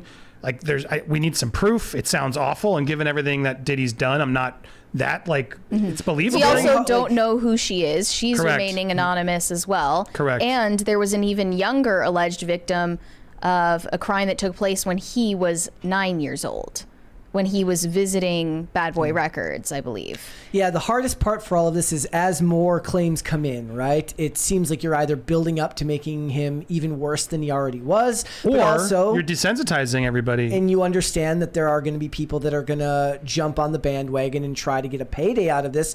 And it's very, very hard. Your instinct is to want to believe them right off the bat, because you can't believe that another person, that any adult would do this to a child, that any adult would do this to anyone. Correct. What is the credibility, you think, to these accusations overall? I mean, there's no way to know, because we're given no information. I mean, I think of Usher when he talked about his flavor camp where he was a kid. Like, he admitted this on Howard Stern, where he was literally just like went as a teen, like underage teen, to like go to Diddy's house and like admitted to seeing, debaucherous stuff. So I'm like, it's not far-fetched to think this is real. But it's not just eyewitness. There's also the Diddy tapes that everyone keeps talking about as if they've seen them personally. So I don't know. We can't see those tapes, so what are we to make of it? Yeah. I mean, we saw the Cassie tape. The Cassie tape was pretty alarming. And if, I've said it on Popcorn Planet a bunch, but like, if you can treat a woman like that in a hotel hallway once, chances are you're doing it a lot, and what you're doing behind the scenes. So I think he's a monster to me based on that evidence alone. It wasn't just like he punched her, like he kicked her, and like he really railed into her. And so I think that speaks to his character. Now, do we have proof, all the tapes and everything else? I've had reliable people talk to me about those tapes. I think the tapes are real. I think the feds wouldn't be doing this if the tapes weren't real. So 1,000 bottles of baby oil is weird and problematic. Like, there's definitely smoke here that I believe is gonna prompt something. I mean, they didn't even give him bail. Like, that's pretty rare. He's gonna make a third attempt to make bail. It's just not. It's not gonna happen, though. Not gonna happen. So, but it all comes down to, like, there's so many cases now coming in, and we break them all down over on ours. But I worry it's like, it's just a lot. It's a lot of he said, she said, where it's like, do you have proof? Because that's what the jury's going to want to see. Well, look, we don't have to get into politics, but we did just see that Usher, like a month ago, was on The View and says, like, oh, I'm not going to endorse anyone, making your own informed vote, do what you want, it's none of my business. And now he's coming out and he spoke on behalf of Kamala Harris, and people said, at least asked he the got question. a call. They said, like, he got a call maybe and said, we've seen the tapes. maybe you want to, nobody can prove that, but does seem weird. In that situation, who's making the call? Yeah. Because I would think they would not, if he's on a tape, they don't want him there. Yeah. So they were like threatening him? Do you think the liberals are threatening him to do that? Because if the liberals know he's on a tape, you'd think they want nothing to do with him being anywhere near them. If they can guarantee that they don't come out, that would be different. But the other issue here is that it's very easy to make that claim, but it's also completely plausible that the dude just got offered a bunch of money to go and campaign. Right. Well, you're more of a journalist than either of us are. You talk to sources, you talk to legal experts. You don't have to reveal anything that isn't supposed to be public information, but is there anything that you could reveal? I mean, I know who's on the tapes. I can't reveal who's on the tapes, but I can reveal I know who's on the tapes. If they have their way, it will. Yeah. Like again, this is through a source that it seems reliable. This is not to confirm or anything, but it seems more likely that this person I'm talking to is legit because they've proven other things to be legit is why I'm saying that. But again, just to cover legally everything else, like I haven't seen these tapes. But from what I've gathered from that same source, they really want this to come out. And the problem I have, and I just actually taped a video, I think it may have dropped actually right at the show. I brought a lawyer in to talk about like, I guess it's dropping tomorrow. What can I talk about? Like, because the issue is, from what I've gathered about the tapes, these are A-list celebrities who are having relations with Diddy consensually, but they did not know they were being taped. Mm-hmm. And so that alone causes a little bit morally, ethically, legally an issue of like, are we supposed to out this person and admit like, so you're gay and oh, by the way, you were on tape even though you didn't know it. Yeah. Like this is why it's more complicated and why the names aren't out yet, because no network's going to run with that. They'll be sued to Kingdom Come by these people on the tape. So it's more complicated. Like from the ones I've known, the people on the tapes aren't doing anything illegal. Like I don't know about this other case. Than drugs. Yeah, they're on drugs. Some of them are on drugs, and they're Diddy's having his way with them. And I think it will shock people if this proves to be true. Like from what I've heard, yeah, it's pretty legit now. But it's not a crime. What's a crime is Diddy filming them illegally. Like that's the crime. And so it's like by outing and saying these celebrities' names, whoever does that is going to look pretty shady and skeevy, in my opinion, because it's like, this isn't like the celebrities in this lawsuit who are like sitting there partaking in a non-consensual act. Well, one of them was. Well, no, but I'm saying that's separate. I don't know who those are. I can't confirm or deny that lawsuit. I'm just saying there's a lot, I guess to educate for people to know, there's a lot of talk about an A-list tape that's being shopped around. That's the one I know about, which is like they're trying to basically get this celebrity to buy the tape before it's given out. And it's really weird. One of these lawyers is on News Nation, like it seems like she's sort of doing an auction, like, buy the tape or else. Like major networks there's a bidding war. And it's like, I've had 2 lawyers come on like, this is shady. Yeah, so salacious and gross. Yeah. And so like that's where it's like at this point where a lot of celebrities are starting to settle these cases because they don't want to deal with the ramifications. And that's get where it out of the news cycle the faster. And that's what's weird because some of these people may just be settling because they don't want to have the headache. Yeah. Like they may not actually be on it, but it's like as a celebrity, imagine someone now makes a lawsuit and it's false, and they're like, "Hey Brett, we're going to come forward and make an accusation about you. Pay us and we'll go away." Yeah. And like, as someone who's been through it, like I wouldn't wish on my worst enemy to have to deal with that false allegation. But so at the same time, do you pay? Do you see it through? Do you sue? Like what do you do? Diddy's settlement with Cassie didn't. I mean, it made him look bad, but it didn't say that he was guilty or innocent of her accusations. He reached a settlement with her out of court, and then we saw the tape of him beating up on her many months later. And now we're coming up on a year since that came out. That's crazy. That lawsuit came out. Yeah. And it feels like it's a shorter time than that because the accusations just keep on rolling in one after another after another. Yeah. And we don't know who any of these people are. Mm-hmm. Well, he's made that argument too, which we've thought about that on the channel too, of like some people are just so hell-bent on, because I don't like Diddy. I think I do think he did a lot of this. But again, he deserves due process, and some people don't want to accept or hear that. But like everybody deserves due process. Well, it says Diddy's lawyers in his sex trafficking criminal case from the DOJ filed a letter to the U.S. District Judge to issue an order prohibiting further extrajudicial statements from prospective witnesses and their lawyers that substantially interfere with his right to a fair trial. And this gag order follows a move by one of the defense teams to get prosecutors to reveal the names of Combs' accusers, and claims by the defense that Homeland Security agents were the ones who leaked the surveillance footage of him beating up on Cassie. They think Homeland Security agents gave that to TMZ. Yeah, I mean, it's clear someone leaked it, because it just that without that Cassie tape, I don't think all this would have been as effective, because it was just accusations. But the fact that Diddy paid Cassie off was, to me, pretty telling.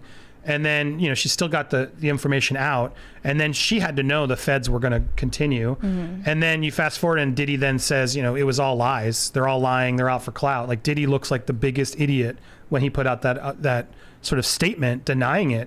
So when the video leaks, like, he's just now lost all credibility. And he's like, I've changed. I went to therapy. Yeah. It was like, well, no, before that one, there was one where he denied it, period. Yeah, he denied it. And then facts. after it came out, he was like, oh, I'm sorry, I got caught. We have a 20 from Incompetent Hands. Hey, Andy, big fan. The Max Landis movie fights episode was epic. Dan fact-checking Max on his TDS in real time is still hysterical. Also, put a movie fight on. T1 v T2 go. Mary, have you seen the trailer for Heretic? Thoughts? I have not seen the trailer for Heretic. I'll check that out after the show. There is a discussion to be had. That's the Hugh Grant one. It looks creepy. Yeah. There is a discussion to be had about in Hollywood now. They really do believe that they can pretty much get away with anything if when it gets exposed, they say, but I'm going to therapy.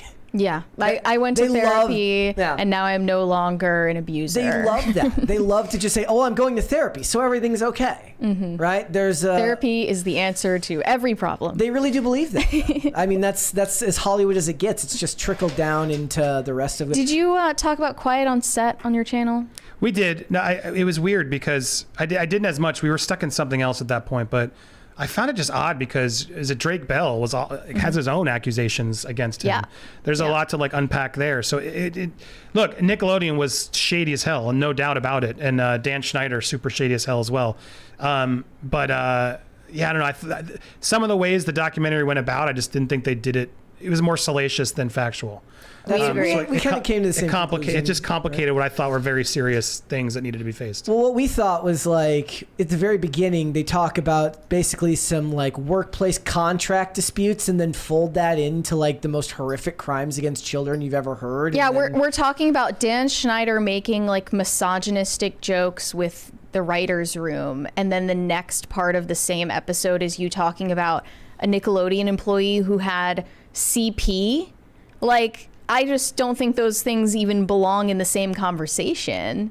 It was very disjointed and didn't feel like it was taking itself seriously enough. Yeah. And then after that, all of these former child stars came out and they said, I know the perfect solution to this problem.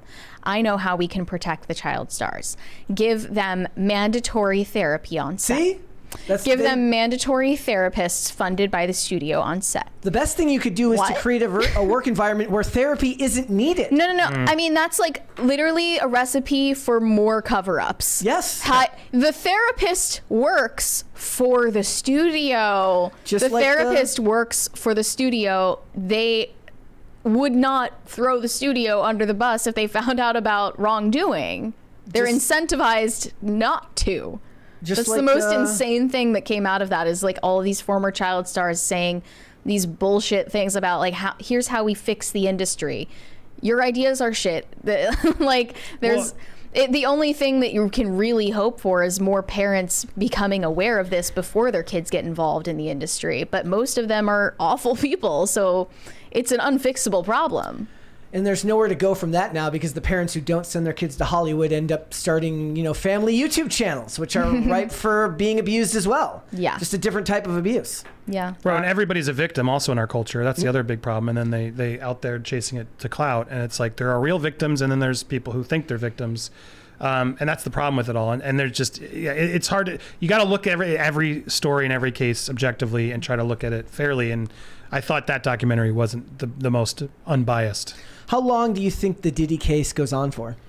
I mean, if he stays alive, yeah.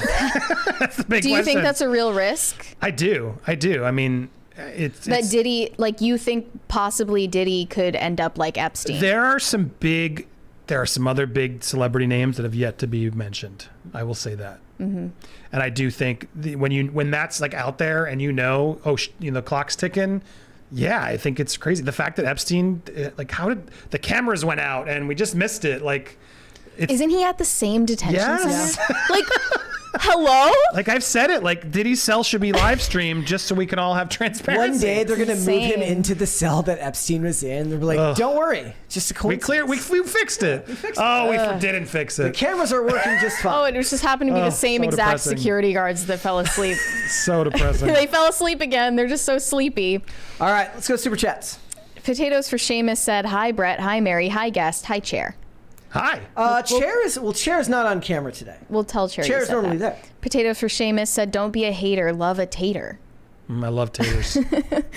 Shane H. Wilder said, happy Monday, Brett, Mary, and Andy. I thought it was Friday for a second since we have a guest. Oh, and the Krabby Patty from Wendy's is mid. Well, now that you said it's mid, I kind of want to see for myself. Have you guys had the chicken Big Mac? Because that wasn't mid. Was it I good? have been I meaning liked to it. try that. I hope I don't run out of time. I did like it. I'm gonna go. I'll probably eat the Krabby Patty. Yeah? Yeah. Get the pineapple With frosty the pineapple too. frosty. I want to try the pineapple frosty more than the Krabby Patty. That sounds better to me. Doesn't Like sound a as Dole good for Whip. fry dipping, though. You Well, can't. we'll see. I don't I'm gonna know. try it. I'm a Wendy's fan more than a McDonald's fan. Corey Anderson said, y'all think the Yeah Yeah Yeahs song Maps is about PDF files? The hook is wait, they don't love you like I love you, followed by maps. Apps? Don't ruin that song.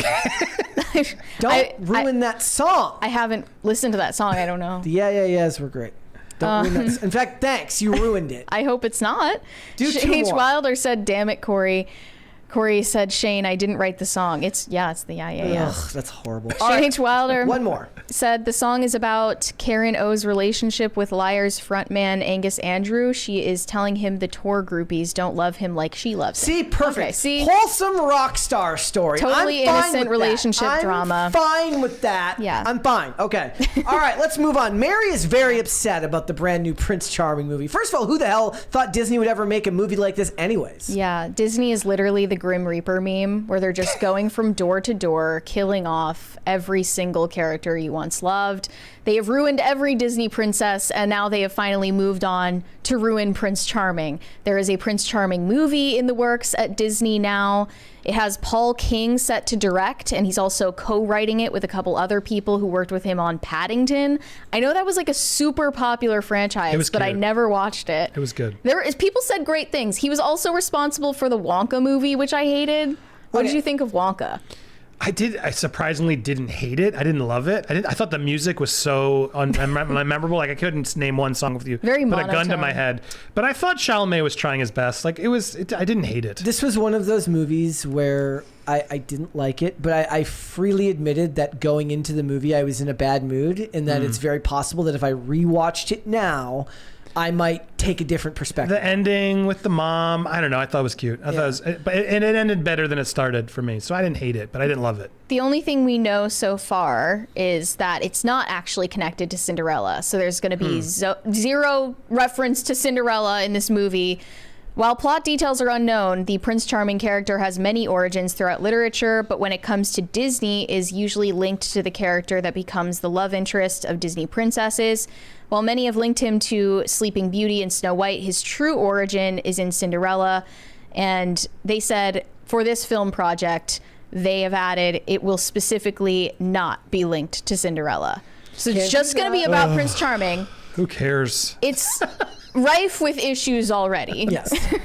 And my idea, I want them to steal this. Please steal my idea. Don't pay You're me giving a full cent. permission. She's Okay. giving I'm giving full you permission. full permission.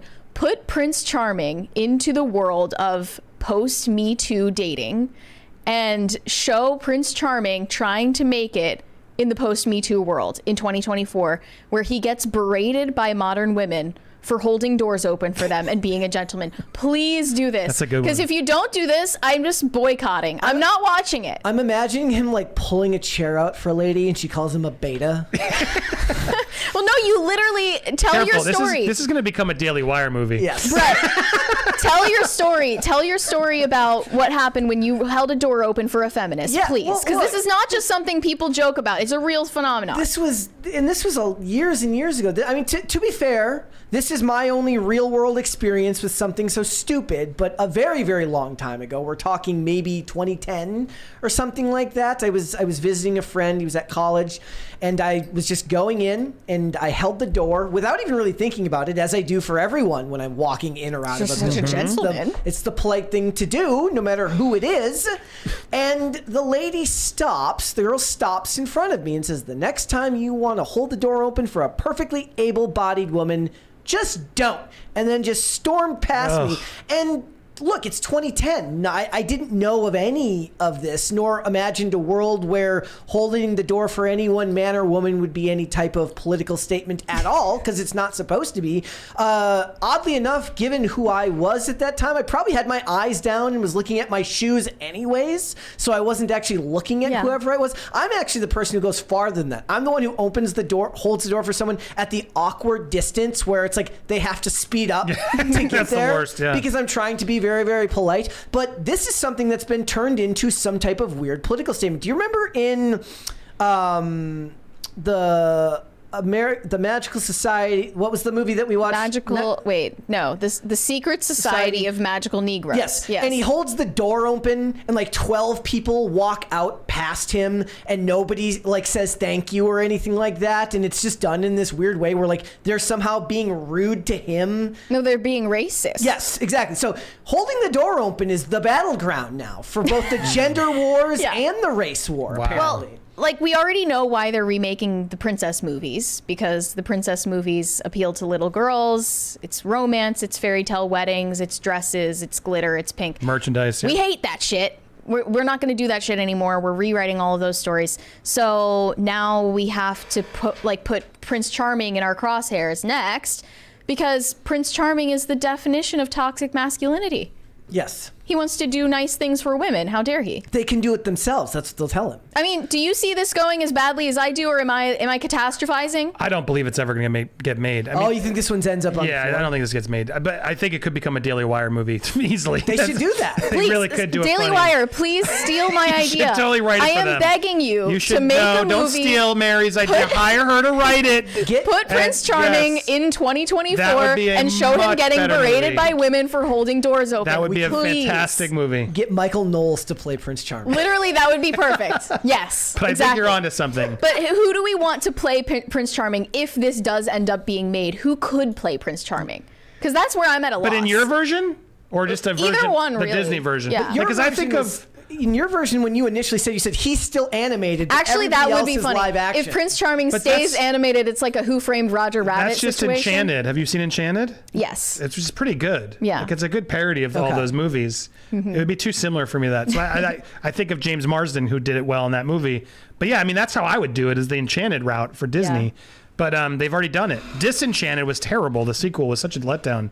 But Like Prince Charming makes a Hinge account in Manhattan. So, I'm telling you that you should write this movie. The point Because is, that's way funnier. the point is, Mary pointed out. She says all the young male stars of today have rat boy energy. That's literally what Does they call it. Disney own Prince Charming? No. No. Because Dude, write this movie this week and get it out there, Mary. You're onto something. He comes from Chat, like am I all of the crazy? It's gonna fairy be Glenn tales. Powell. You got to write this movie. No it one's be allowed Glenn to steal Powell? it.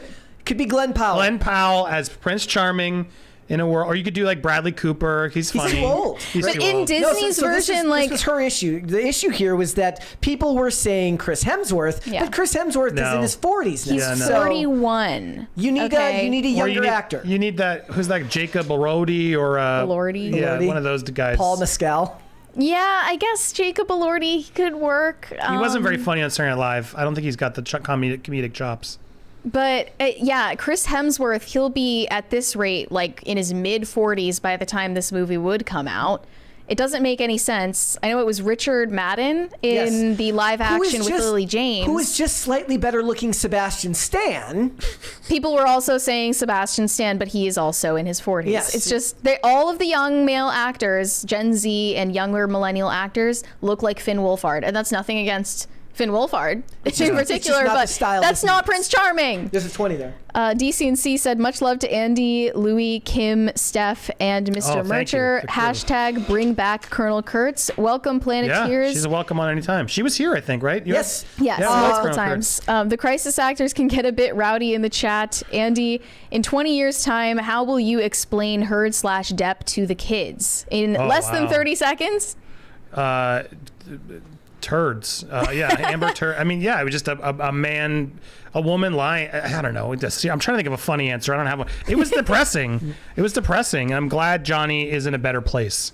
And I'll just show him the videos. And we will have Colonel Kurtz back on here. But tonight, I will be on Colonel Kurtz's channel, actually, at 8:30 p.m. tonight. Oh, cool. So there you have it. There will be Please some give her my there. best. Yes. Will do. Always remain a fan. Bring back. I like her because she's like one of those people I'll argue with on Twitter, but we do it very fair, respectfully, and we can shake hands at the end of it. She is Not enough Very on Twitter. nice. Yeah. She is a firebrand on Twitter and the nicest person ever in the real world. She's like, she comes on here, she's like, me and Mary are gonna argue about this, and then they just get along it never perfectly. happens. It never happens. It's what we I'm love open about for a debate, but it didn't happen. People that are time. saying Zachary Levi. He's probably getting a little Disney old is not too. going to hire Zachary He Levi can't get now. hired anymore. He's Yeah. ghettoized. He's out now. And maybe if we're talking about my I mean, version, Zachary Levi could play Prince Charming in my version. My statement has nothing to do with his recent political reason. I never liked him. I didn't think he was that. Chuck is. And I met him a couple times. Chuck is one of my favorite shows. He of all was time. kind of a douche. Was he? Yeah, and very Really? clueless. Yeah. I've never been a fan, but What do you to mean? each their own. What do you mean clueless? I remember when I worked at break.com we did these things called Nerd HQ. It was like he did a Comic-Con ripoff, and we pitched him all these really funny ideas, and he just didn't get any of them. This was like pre-Avengers, like you got to get Nathan Fillion, all your crew, because all the celebrities were going to do a bit. We'll make you guys be the Avengers. Nobody knows who that is. It's not going to be that popular. He was just very out of touch with it. He's the guy who says no to everything. Yeah, he was. I like him even more now. And he knew nothing nerdy at all. Like he was so the opposite of a nerd, given all the product movies he did or show. Chuck. He's got the look of one. Doesn't mean he's got the. I never was that impressed. But vibe. hey, to each their own. Good. God bless you, man. Whatever. Go vote. Go vote. Okay. All right. So maybe Jacob Elordi, but I still say Glenn Powell because we are going to make one. Glenn Powell a thing. He will not become. Everyone's trying to make him a thing. He will But not Glenn be Powell, the Jai Courtney of this time period. Even Glenn Powell is too old to play Prince Charming. You have to be in your late 20s at most. Yeah, because he's got to kiss a 16-year-old, right? Well, I don't know. Cinderella's not going I to think be they're in going it. to age so- them up in that one. They're going to age them up. Cinderella's not going to be in it. It's I mean, you can for get the Diddy. voice. It's going to Diddy's be probably like going to be looking for work. a Ken Solo movie. I'm trying to think of who it could be. You know what show did it? Was once or did these characters really good? It was Once Upon a Time. Everyone should go watch Once Upon a Time. Everyone says that. Jennifer Goodwin, right? Yeah. Yep, that show is fantastic. And She Jennifer was really Lawrence. good in Big Love too. Did you ever watch that one? I didn't watch that. Jack Nicholson as Prince Charming. There you go. I mean, maybe that's what they end up doing. He's They so go. old everything is the old. You know, we have to have old man Logan. We have to have old man. They'll have old man Prince Charming. No. I can't. I hope that you're right, actually. I hope that this never gets made and gets lost. Your version is the movie that should be made. I stand by it. I can't think of any young actors that really stick out to me that would really work in this respect. I was like, Well, you were not the generation. Are you watching a lot of stuff with young male actors? No, we used to have to talk about it because we used to have to talk about a lot of the Yeah, but I do actors that too, are- and I still- a I lot would- of the actors that are in the movies and stuff. Like now, it's Timothy Chalamet. Can he do it? And Paul, No, it's Timothy no. Chalamet and it's Tom Holland are really the only Yeah. ones that come to mind when I think of that. But I was trying to think of like Tom TV Holland's shows. too safe, I was like, yeah. what are the kids from Cobra Kai doing now? Zolo? I don't know how to say his name. We have another 20 Madureira from or number something? one. I bet they pull a fast one on us for the Prince Charming movie and they put a gay, diverse woman in it and they'll make it lame. Make it lame and gay. That's You could get Robbie from Cobra Kai, the dreamy one. Yeah, he'd be good. there. You go. He's Oh, good. In his early 20s. Yeah. Maybe he's too short. I don't know. Tom Cruise is like 5'7". Where are the movie stars? This is what everyone's saying is the movie star is Oh, there are none dead. anymore. It's true. You can't. No Yeah. one opens a movie every time. I mean, they just asked Harrison Ford about that, and he was like, I don't get it. I'm not a movie star. I'm an actor. See, Well, that's not the anymore. self-important Like, you stuff suck. I hate. I was like, yeah, but you are kind of a movie star because when I was flying recently, I watched all the old Jack Ryan movies because you were awesome in the Jack Ryan movies. He's like, don't call me a movie star. That cheapens my craft. Blech. Stupid. I can't think of a young enough. I guess the kid who played Robbie. Maybe him. Certainly no straight white males. Yeah, we'll have to wait and see. Or you just get an unknown. Maybe give someone else a shot. It's got to be someone funny. I mean, usually that's the better idea, right? So Yeah. back in the day when you get an unknown actor who really knocked it out of the Get park. like Andrew Santino in it. I got to think about this. Well, maybe we'll make a list of the actors who it could be, but it'll probably be Jacob Elordi. Find like a funny new stand-up actor guy. Did you see Ricky Stenicki? It was pretty funny. I didn't see it. Get John Cena. John Perfect. Cena. Pete Davidson. Oh, don't give them any ideas. No. They're Don't gonna give make them any Pete ideas. Get one of those Davidson. Don't Destroy Us guys from SNL. They're pretty funny.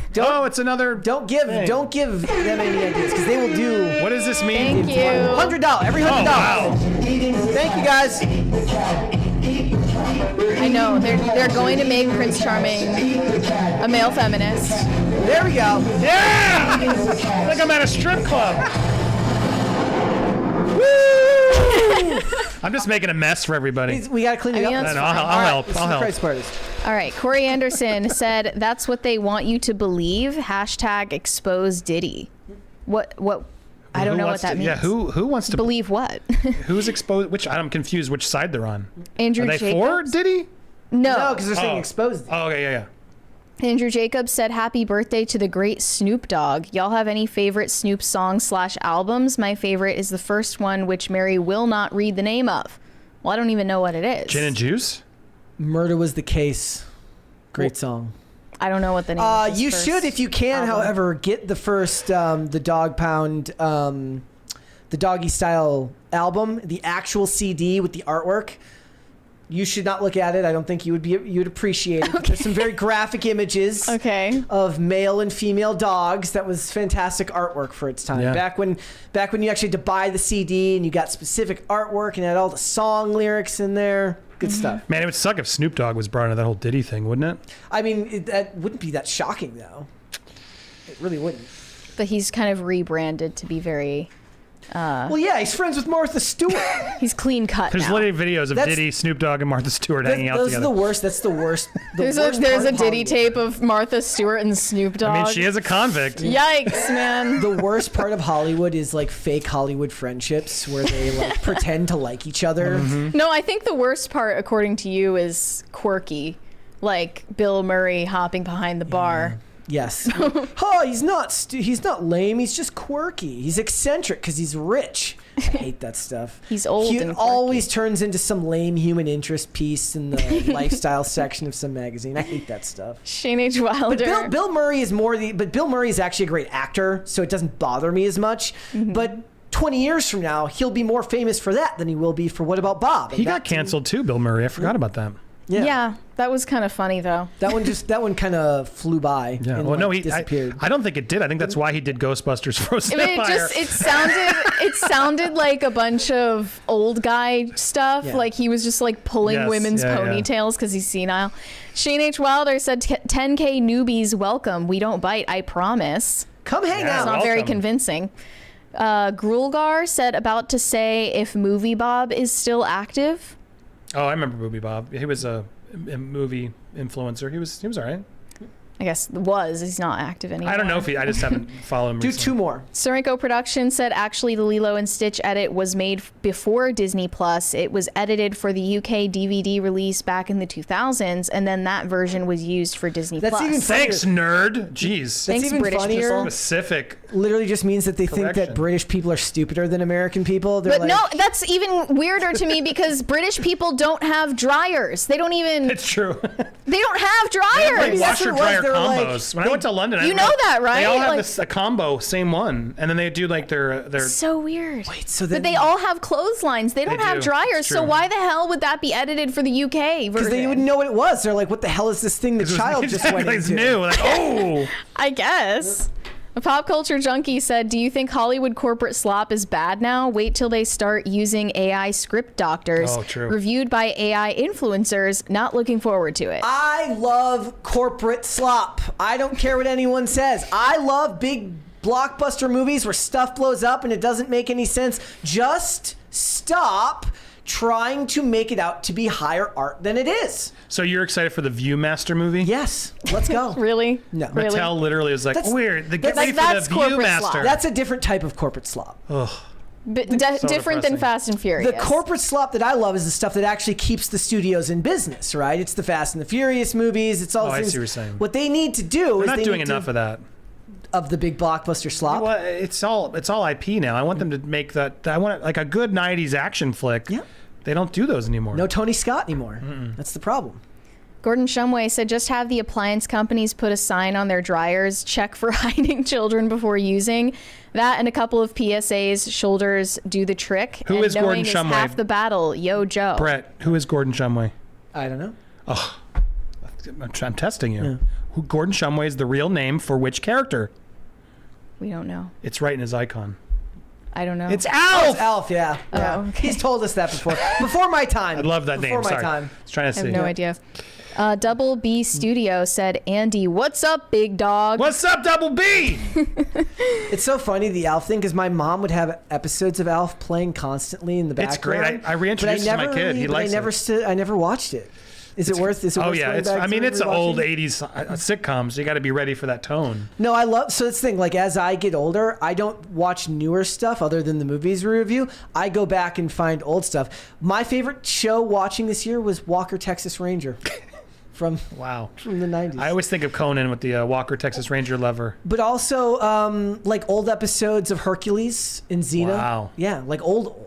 There's too many episodes of those shows. I would just get so But stressed out. But the thing is How do you restart? you don't have shows? to. The thing is like shows like that was back when it was an art form to do a good 42-minute episode. Got it. There's and no you through didn't line. have to. I mean, you can like you'll recognize characters reappearing, but it's not. They're standalone. Yes, most of it is all standalone episodes. In fact, Hollywood would be much better off right now if they would stop trying to make 8-episode shows of a bunch of garbage that's 80 minutes long because they have no editor. And then try to 100%. connect it all together rather than just But I learning how to still make believe- 42-minute episodes of television. I still 30, believe they're 23 making episodes. these episodes longer because they want to artificially inflate the watch minutes. Potentially. But why does Disney Plus do like 23 minutes? They're like, Disney Plus Depends on has the show. ruined their content. I aside from all the woke stuff too, but the Disney Plus stretching it out to like little 20-minute episodes of Marvel and Star Wars shows, just to me completely ruined the brand. We got look- a 20 super chat from Viperus69 said, we do have dryers here in the UK, Mary. We call them tumble dryers. How do you think we dry our clothes in the autumn, winter, and spring when it's raining all the time? I don't know. I assumed it was just Clotheslines tragically inefficient and you would just use clotheslines while it's raining. Look, I heard they just got like air conditioners out there this year, so. You call water fountains bubblers. So I don't want to hear it. Look, I want TV to go back to 42 You probably minutes. douse them in All the- beans, weirdo. all the shows that I've loved in the last couple of years have all been returned to form. So Reacher, 42-minute episodes rather than Wow, the. you really are into this. Those shows I've never watched. Good for you. But I mean, Reacher wasn't like network TV. That was Amazon Prime. Oh, I was thinking Tracker. Sorry, No, Reacher. no, Yes, Reacher and Amazon. Okay, so that's is what Reacher you- the show good? Yes. Okay, I do. Because I watched the movies. The first movie wasn't that bad. I tried what? Oh, second I movie love the was Tom bad. Cruise. Yeah. I love the Tom Cruise movies. I'm too. a sucker for Tom Cruise blockbusters. I really do Let's enjoy them. go. I don't love the man, but I do love the movie star. You don't love Tom Cruise, the man? No, he just completely deadbeated his daughter, Suri. The Scientology stuff has ruined him for me. We talked Totally about that soured on it. the channel somewhat recently, but it sounds to me like he got honeypotted into it Well, by his first wife, Mimi Rogers. Maybe, but Katie Holmes swooped in and just stole the kid out, and that you'd think you'd still try to have a relationship with your kid, but he didn't. Deadbeat dads are sort. I don't like it. I don't Well, like them. his passion in life is jumping off of planes. That's what he loves to So, do. He's good at making movies, not being a parent. yeah. Well, last week we talked about the Wicked star Cynthia Erivo feeling deeply offended by fan edits of the movie poster. There were fans who were photoshopping the poster to pay homage to the original Broadway playbill, and she thought that they were trying to erase her by covering up her eyes. And now the conversation has gone through the game of telephone, where the media is trying to say that this image was created by AI. That is not true. But even if it were true, I don't see why we should give a shit. And now Cynthia Erivo has gotten ruthlessly bullied, as she should, as she fully deserves to be, by Twitter memes. First off, I want to show Ariana Grande getting asked about this controversy at a recent event. Here she gives the most media-trained answer ever. The AI of it all. Obviously, Cynthia was upset about it. What was your reaction when you saw it? You know, I think it's very complicated. I hate this interviewer. Because I find AI so conflicting and troublesome sometimes.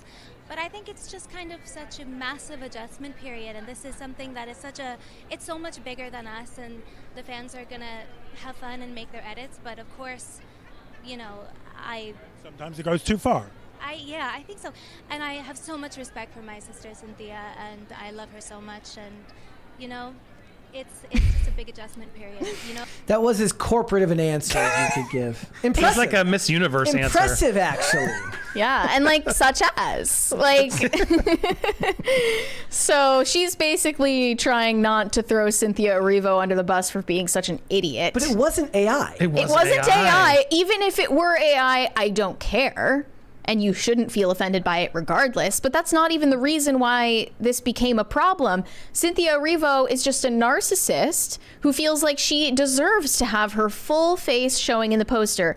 And the only reason why fans edited it in the first place is because they didn't like what the studio came up with. It's not about, I mean, it's not even a compliment to the studio. That's wrong. It wasn't even that. It was to mimic the original Broadway poster that we all know and love. It was both, but the poster they came out with sucked. But I think sure you could make that argument, but to me it was very clear the fan edit was to make it look like the Broadway poster because the original didn't. But sure, I think I think it sucked. That she would only say that she was getting erased because in the edited version that she posted on her Instagram story, they changed Ariana Grande's hand. They lengthened her arm to cover more of Ariana Grande's face. To mimic the poster. So it wasn't just about erasing Grande. people. It erased both of you, I guess, if that's the standard. I don't believe for a second Cynthia knew what the original Wicked poster was. And I think she reacted just out of this exact Oh, how dare they erase a black woman's eyes? Is literally what I think happened. Did she make it racial? I mean, I don't remember her making it racial. Who's the us she's talking about? All of us should be. They're erasing it was a racially charged, how dare you edit me. I didn't take it that way. It was, and then other people also doubled down on it, saying that those edits were racist. Not Cynthia Erivo herself, but I'm sure that's kind of what she was stoking with that post. It was so ridiculous and I think now kudos to the Wicked marketing team because clearly someone in that publicity department said, we're going to blame AI and say it was an AI adjustment. We're just going to pivot there. There's way too much money at stake for this movie that's going to bomb. I think after that Wicked thing went viral, there was an immediate emergency meeting at Universal to say, how do we try to pivot this? And someone came up with this AI angle, which I just learned of now. That reeks to me of damage control trying to move it so Cynthia doesn't even have to respond. It's now become a debate about AI and now AI. I've seen there's people put gorillas in and done actual racist things now, so they're gonna totally move the goalposts and say, see, we told you the internet's racist and mean and I'm a victim. and it's just like the Gina Carano of it all, where I remember when all that happened, like she was the one who was being bullied.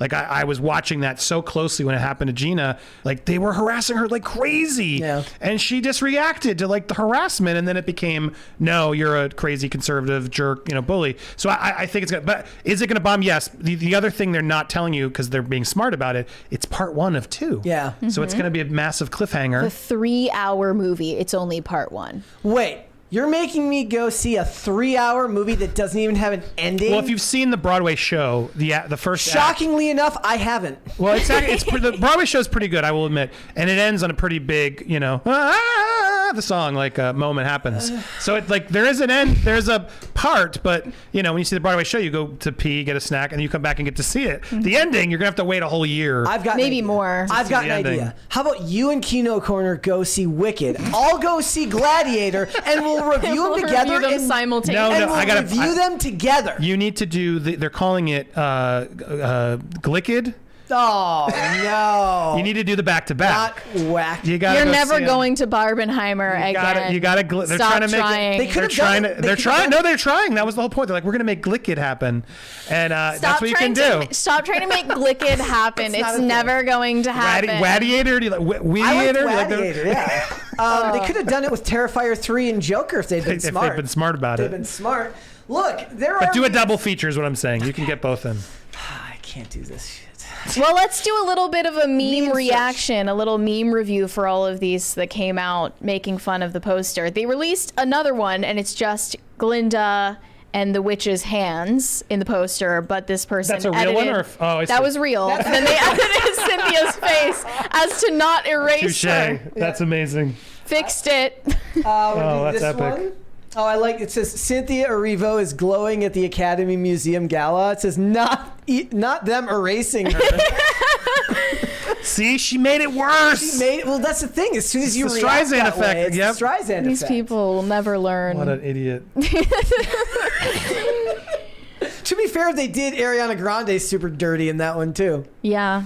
Okay. There was the Build-A-Bear workshop meme. Is your stuffing green? Oh, jeez. Look, they've been saying those comments about the Hulk for ages. Well, no, and they've been asking about that since the Broadway poster, too. Like, that's an old question. All right. Let's do But of course, she has to now be we offended. can't watch this video because we'll get copyrighted. Cynthia did a brand deal with Target to promote the movie. And it says, look how she took off her glasses. Look how she took her glasses off to speak with her eyes so as not to erase her. Look, you can't sound that self-important and not expect to get memed on. She also, I don't know why, but she shaved her head and her eyebrows. And any woman who does that is guaranteed to be super annoying. Yeah. And she's also a theater kid. She's got major theater kid energy mixed with Karen energy. And You it's hate all theater kids? It's really? a nuclear combination. This one says, show her eyes, you effing monsters. Look, what do you expect? I also think that it's probably a good idea. We had that article a couple of weeks ago to how the studios are going to go into overdrive learning to protect their actors from the evil people on the internet, which means basically the actors won't have the self-control to just not look at the mean stuff that's said about them, which is kind of their job, is to go and do their work, understand that if you're going to be shown at this high of a profile, it's going to attract negative publicity as well as positive publicity. The best thing you can do is to either not read it or learn to just take it with a grain of salt. From the conversation I've seen about this online, it appears that Broadway fans have known Cynthia Erivo is a problem for a while. That she has a habit of picking fights with people on the internet, getting selectively offended by things that fans post, and this is just the highest profile example. And maybe that means hiring a relative nobody for this huge movie wasn't a good move. Well, I will defend the move in that she has a really good voice. Sure. And this movie is all about the music, which they're not really showing a lot of, but this was Idina Menzel, which we all know from Elsa Frozen. Like, she's got a voice. Like, and the original Wicked, Kristen Chenoweth and Idina Menzel, they were fantastic. That's part of the reason I think it did so well. And I think Ariana's going to do a good but yeah, I don't know enough about this girl, but I know she can sing, and I think that's why they cast her. How do you feel about this like resurgence of musicals in theaters? I mean, musicals that are being sometimes deceptively marketed, like Mean Girls, to not show you that it's a musical. I think that's unfair. I mean, I like a good movie. I unabashedly love The Greatest Showman. A lot of people make fun of me for it, but I loved it. I thought the soundtrack was great. I thought it was actually really well done. So like a good movie musical, I'm all for it. I think Disney needs to go back to really embracing their annual Disney movie musical. Like Encanto proved there were still people who really wanted to see it. Did you see Wish? It was bad. It Yeah. was bad. It But again, I was applaud them really trying. bad. But yeah, it was a bad script. Ever since John Lasseter has left Disney, they've been faltering. I mean, Wish literally did feel like the first time we watched a movie where it did seem like the whole thing was written by some type of chat GPT program. Yeah. No, like- it was worse than that. Yeah, I think it was the first time we reviewed a movie where I genuinely thought this was formulated to be actual communist propaganda. Yeah, And I am not one to make bombastic statements like that for no very reason. reasoned argument for that. It was It really was bad. crazy. It was really bad. I mean, to me, it was the, like, I joke about loving corporate slop, but I love corporate action slop as far as big blockbuster movies, mainly because I feel like that's the one time that you can get away from what they deem in Hollywood is the message, meaning the overt politicization, the identity politics. It kind of goes out the window. I still say, look at the cast of The Fast and the Furious. That's a naturally very, very diverse cast that people have loved since the year 2001. But that's not what we're talking about when we're talking about Wish corporate slop. It was like... Wish was like the 100th anniversary, right? And it was also a cruise ship that they were trying to, I think, get in there, sneak it in with Disney Wish. But it's frustrating because I don't hate Disney like everyone else because there's a library of stuff that I really do love, and I think there was so many Renaissance years of, like, I just rewatched Coco which my wife loves, my kids love. Like, it's such a good movie. I've heard good things about they've that, done too, yeah. really good diverse movies. They People have loved Moana. Yeah, Moana's great. Like Wreck-It Ralph is great. Like Zootopia I really enjoyed. Like Tangled actually holds up. There's still a lot of good newer Disney stuff that I will support it. But I say it again, John Lasseter was like one of those guys who really was leading a group of people there at Pixar and Disney that were doing really amazing things. He's and then over at Universal now, right? Well, he got canceled, pushed out because he was, I guess, giving too many back rubs or something was I don't know what actually happened. Oh my but goodness. they fired him, and then Coco was like the last sort of one he did, and you can see the brand has. It's not even just a lack of creativity; it's a fear. And it's like they don't know what to do with themselves or who to hire, what to make. And I think it's incredibly sad. The ones that hit, like Inside Out 2 and other, are like Pete Docter and the people from that era, like coming back to make more. But yeah, it's sad because I can't always hate Disney because they've done good. But the recent Disney is an embarrassment. Like Mufasa, why are they making a Mufasa movie? Yeah. I mean, well, that's because back in the day, that would have Why been... they look like a Nat Geo movie? Like, I don't want to watch emoting animals. I like said the that. same thing. It's like a nature documentary. So weird. You got a 20 from The Last of My Kind. Mimi, great big massive set of personality. Rogers, she was Mrs. Kensington from Austin Powers. Tom Cruise was probably really distracted into being the messiah of Scientology. Jake FM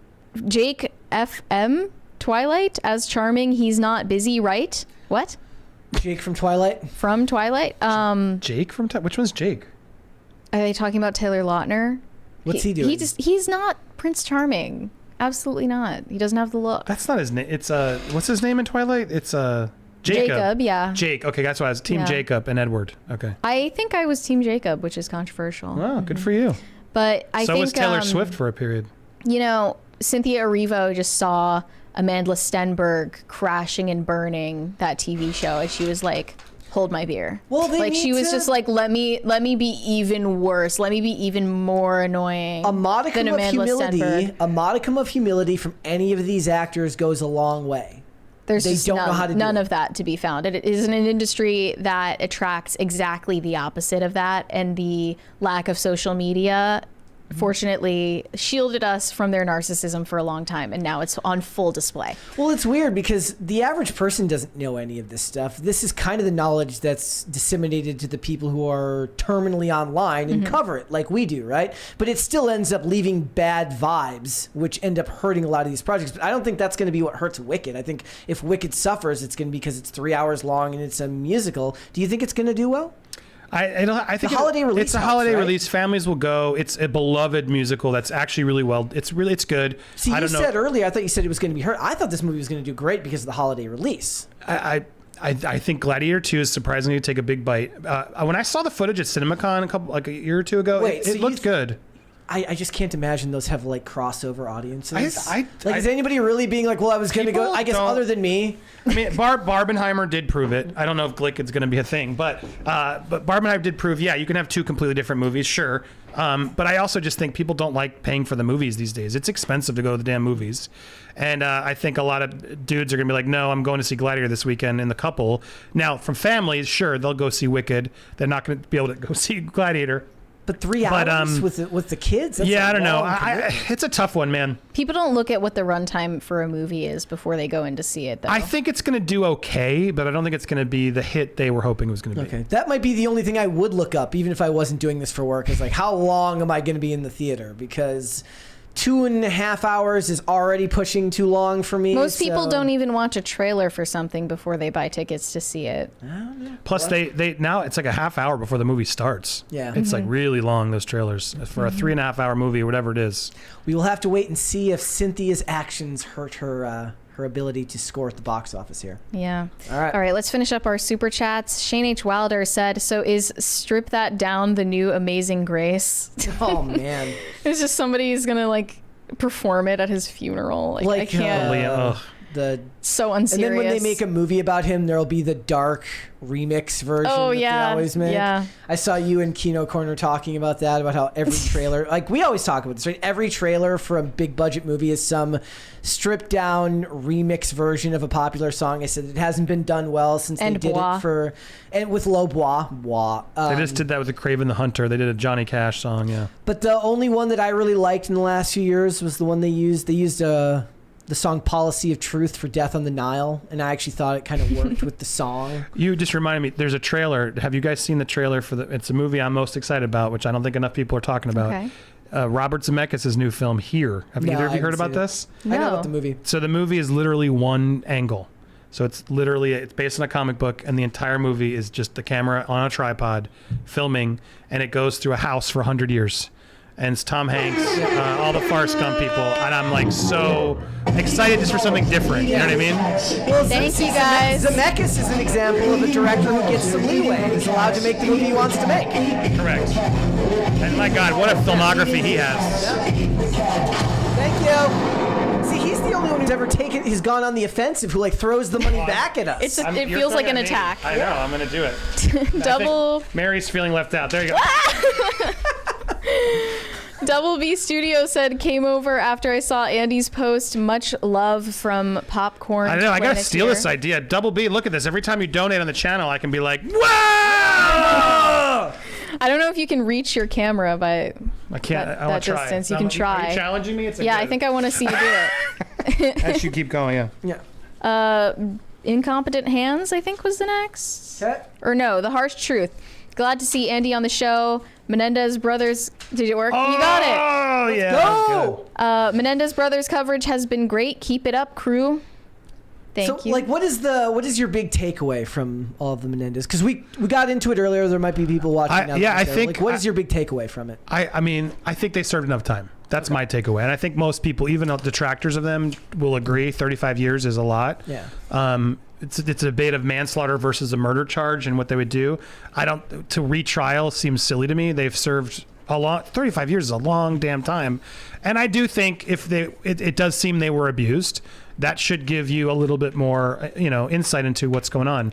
So I personally, I'd let them out, but you know what's going to happen then. They'll be on Dancing with the Stars. And Anna Delvey. Menendez, living with Menendez. And I have to defend Anna Delvey right now because Anna Delvey didn't murder anyone. She didn't even do anything violent. Yeah, my point with this was like, look, we see her in the glitter dress with the ankle bracelet on Dancing with the Stars. Tell me that's not a serve. The bejeweled ankle bracelet. Tell me that's not a serve. You can't. The way that I saw it, knowing nothing of the case other than just the most fantastical elements and how it's been portrayed, right?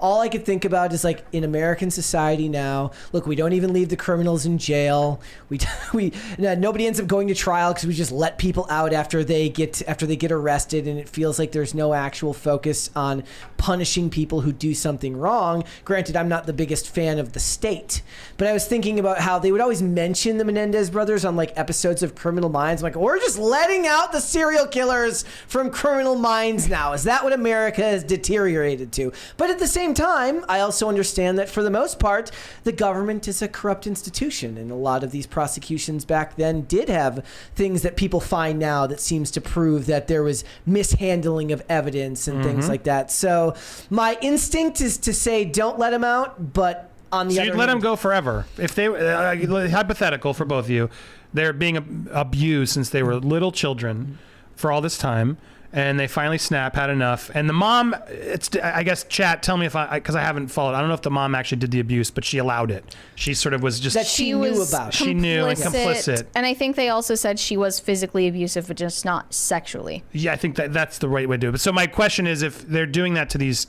children throughout their whole life, and they finally just snap and decide to kill them, is 35 years not a question of did they do it and should they serve? They did. Is do 35 it, years enough for them to suffer for what they did?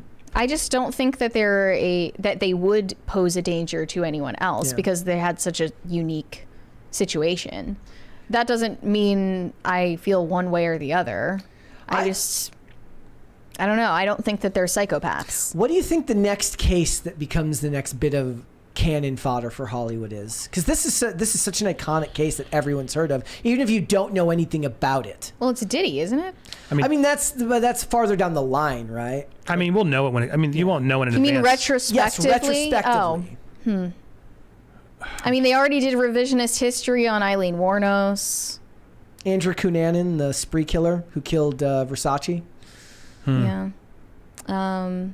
I don't know. I try not to get into true crime as much because it depresses me. It's super depressing. I don't get the obsession with it. To me, the depressing fact isn't the cases; it's the nonchalant attitude in which people have with it. Right? Like I understand eating ice cream in bed all night, watching murders over and over Yeah. at night. I It's understand. a weird. Yeah. I understand being nonchalant with horror movies and being nonchalant with fake violence that was done. It's a product of art. It's a product of someone's imagination, their creation. But there is a certain level of I don't even know what the way to put it is. There is a certain level of disdain it feels like people have these days for the way that these things are handled, and I just can't get over the fact that we look at these cases and we treat them the same way as we treat the way things happen in movies. Yeah. And there shouldn't be that. Well, when you make a movie or a TV show about it, it's basically indistinguishable from a fictional account.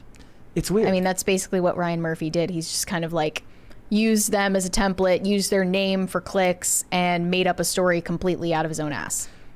Well, then what's it's just another extension of how we've turned everything into IP. Who cares if the movie has anything to do with Prince Charming? Yeah, if you can't make a movie or show off of IP or off of a Mattel product, you have to use the last name of a murderer to get people to watch your shit. They're like, somebody's like, I got a great idea. I was like, so what is it? It's so desperate. Is it the Viewmaster movie or is it the movie about Hannibal Lecter? But the true crime obsession, as you've said many times before, it feeds into a distinctly female form of neuroticism. And they want to just like feed themselves this like trauma porn about how dangerous the world is. They can't even walk through a parking lot anymore. Mm-hmm. All right, Eric Call said, check out the trailer to Taste the Revolution with Mahershala Ali. Story behind the story is wild, shot 25 years ago and just finished this year. Wait, he filmed it 25 How is that years possible? ago? Has he been acting that long? I guess that's true because he was in... It's like Boyhood. Boyhood was interesting. It's a great premise. I mean, I enjoyed it because it was like, wow, you pulled that off. Yeah, it was cool. Yeah. That makes sense because Mahershala Ali was on Crossing Jordan in like 2004, and it's 20 years from then, and he was already acting at that point. So both him Way to think ahead. Him and Catherine Hahn were both on that show, and that was over 20 years ago now. Your television knowledge is quite impressive. These weird procedurals. Why do you think he's here? Yeah, no, but I mean, TV is a hard one to get to because it's a lot of hours. But I gave up on the like you mentioned Tracker earlier. I tried one episode of that and I got about halfway through and I nearly threw my remote through the TV. There was just this lawyer character who I don't say annoying lightly, but she's she just comes in and starts screaming at the main character. I'm like, why are you belittling the main character in the first 8 minutes of this show? You Check yourself. Literally, the point of the show is like it's based on this guy, so you have to make people like this guy really quickly, or they're going to turn it off. Why is she Justin Hartley, right? Yeah, Justin Hartley. I was like, why are you berating him in the first 8 minutes of this show? It's like nobody knows how to actually make you care about their characters anymore. Like nobody knows how to write good stories. Full circle.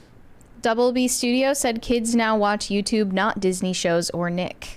That is Well, true. For the most part, yeah. It's hard to watch new shows too. Like I avoid new shows. Like I'm going because I never watched all of Always Sunny in Philadelphia, and it's like I started it, I liked it, and I'm like I should really commit and finish it. So I'm going back and watching that old show, like everyone does now. Like, oh, I'm watching the show Breaking Bad. Like that's today's world of streaming, and there's so much good content now that we're like we don't need all the new stuff. You will never, like, you could, if they never made another new show, and I think that should probably scare Hollywood a little bit. If you never made a new show, you could watch something new every day of your life until the day People would never get bored. And you would never get bored. I'm going back and rewatching Haven right now, which is another one of those shows that I gave up on after like season 3. I think there was like a hiatus between season 3 and 4, and it kind of fell off. And the show wasn't great after that, but not great in 2012 is still way better than great in 2024. Corey Anderson said, man, I hope it's LeBron James. That would make so much sense. He did say, ain't no party like a Diddy party. He did. And if you want to see some of the worst brain rot that I've seen, it's the LeBron James Diddy brain rot. That is bonkers. Red Snow said, welcome back, actors. Praise be to Space King. Indeed. Welcome back, actors. And we always What? praise Space King here, even though we don't know what it means. Alejandro Reyes says, I propose instead of new movies, we devote our energy to burning down Hollywood to dust. We mean that figuratively, not literally. Yeah, no, I want still Hollywood to exist. Look, I want it to be better. Like I said, when I go out to the theaters and I watch Twisters, and they make a great movie Twisters that I have was a great. lot of It was fun fun. at. Did you see it in 40X? No. Do you guys have a 40X? No. I don't think the theater so. we go to has it, but there is a theater around. I think here you that does should it. you should fund him going to see Wicked in 40X. No. I'll go see Gladiator in 40X. No, Wicked. But What would that even be? as they hit the high notes, I'm sure they'll have some bubbles. your chair just starts vibrating when they Came hit the high down in a notes. bubble, dog. Whoa! But I go see Twisters or even Deadpool and Wolverine, which I have a lot of fun at, right? When, Yeah, it was when fun. it starts the opening segment, when Bye Bye Bye comes on and he's killing a bunch of them with the bones of Logan. It was a Logan. ballsy open. That was a great open to a movie. I'm like, just think about this, guys. They could do this all the time if they just tried. But why aren't they trying is what I think they're don't starting understand. to. I think people are starting to wise up. Like I was really impressed by the roast of Tom Brady because I was like, wow, they brought back one, a roast, two, they went hard in that roast at times, and I was like, and the most impressive, people were laughing.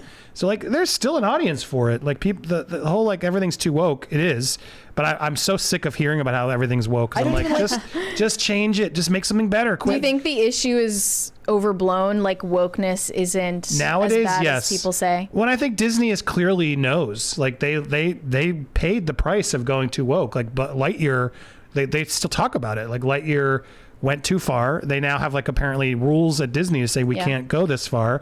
And you know, honestly, that wasn't my biggest problem with Lightyear. Lightyear as a movie was just really a bad movie. Yeah, Like, that's what I said. the kiss was like not. I get it. Why some people be offended, but it was very minor, like little dumb moment in the movie that to me had so many more bigger story issues with the movie. Like why is this? It's like a weird Christopher Nolan bad Christopher Nolan sci-fi time loop movie. I'm like, this is Buzz Lightyear. I want to see him in space with aliens. And like, anyway, but I think Disney's quickly realizing, oh, we gotta. But now the problem is Disney has no idea what to do.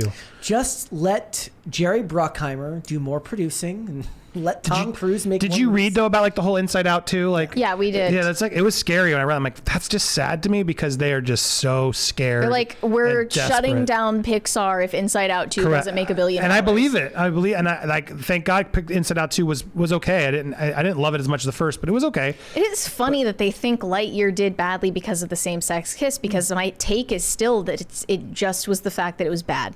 Yeah, it wasn't a Lightyear. And it wasn't movie. Tim Allen. There was and no Buzz Lightyear movie. It wasn't about Buzz Lightyear. To infinity and beyond as I age and die slowly and Also, meet my older self. It was like paradoxically, like they always claim that YouTubers are the problem with like these movies flopping. They think somehow YouTubers I wish complain, YouTubers had that much power. Somehow at the same time they're a vocal minority. So what is it? Like Pick one, yeah. A couple Pick of a YouTube struggle. channels, even the biggest ones, you got 1 million subscribers. That's not causing a dent in the box office for a movie like that, right? It needs to be a whole host of other problems. I mean, it doesn't help the movie because it creates negative awareness. But yeah, no, I wholeheartedly agree. People, it's like Barbie is a whole nother one. Like my daughter was so excited for Barbie. She's like a Barbie super fan. Like watched all our animated movies, and I just remember when she left, she's like, "Why was that so depressing?" Because they're trying to make everything metaphysical. Yeah, you know? and I didn't hate Barbie as much as everyone else. I had issues with it, but I thought Ryan Gosling was Love the good. first 2 acts. Yeah, me too. And then it just sort of loses It was itself. like post-modernity, the movie, where it had to be so Yes. self-aware. It was just too much, and they missed an opportunity. Like I didn't think they had any clue the level of women and people like, I want to see a fun Barbie movie, which they They're showed like, up no, in droves. we have to make a Barbie movie that knows it's a Barbie movie and talks to It you, was too breaking the much. fourth wall about the fact that this is a Barbie movie. And it's like, you suck. You just aren't creative. Its success was the fact that the critics, everyone were like, oh, this is actually good, which then created a good awareness. But I think there was genuinely a public interest in that we want to dress up and see a Barbie movie. Exactly, yeah. And that's what where it they was missed. didn't end up being relevant. And I think while it made all the money in the world, I think they're a little mad because now they can't. It could have been a franchise so easily if they'd actually just embraced a little of the actual Barbiedom, which I'm aware of because I've watched those movies with my daughter. But it's like Fairytopia, Swan yeah, Lake, but there's like exactly she can go to 1 million different worlds and she's Princess and the Pauper. You're a fan too, clearly. Maybe the problem there is the fact that just would be too simple, and they can't embrace simple. We hate fun. They hate fun. They hate fun. They can't just do the simple thing. It's that idea that they have to subvert expectations, which people have distilled down to think they mean race swaps.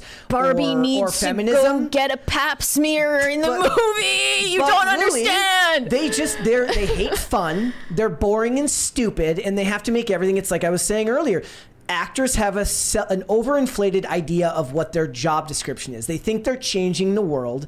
Gag me, like just no. Gag me with a spoon. Gag me with a spoon. It's weird. I give them a little bit of credit because Barbie as a property, if you didn't know what it was going to turn into, like, is a sexist property for many. Like it is. Like whether you get to Really though? no, but to some, I don't agree. I think if you actually know it, there is. But I'm saying to some, it is. Okay. And so I think they were trying to navigate that, realizing, well, we have to address that and make it more universal. But hey, what if you don't?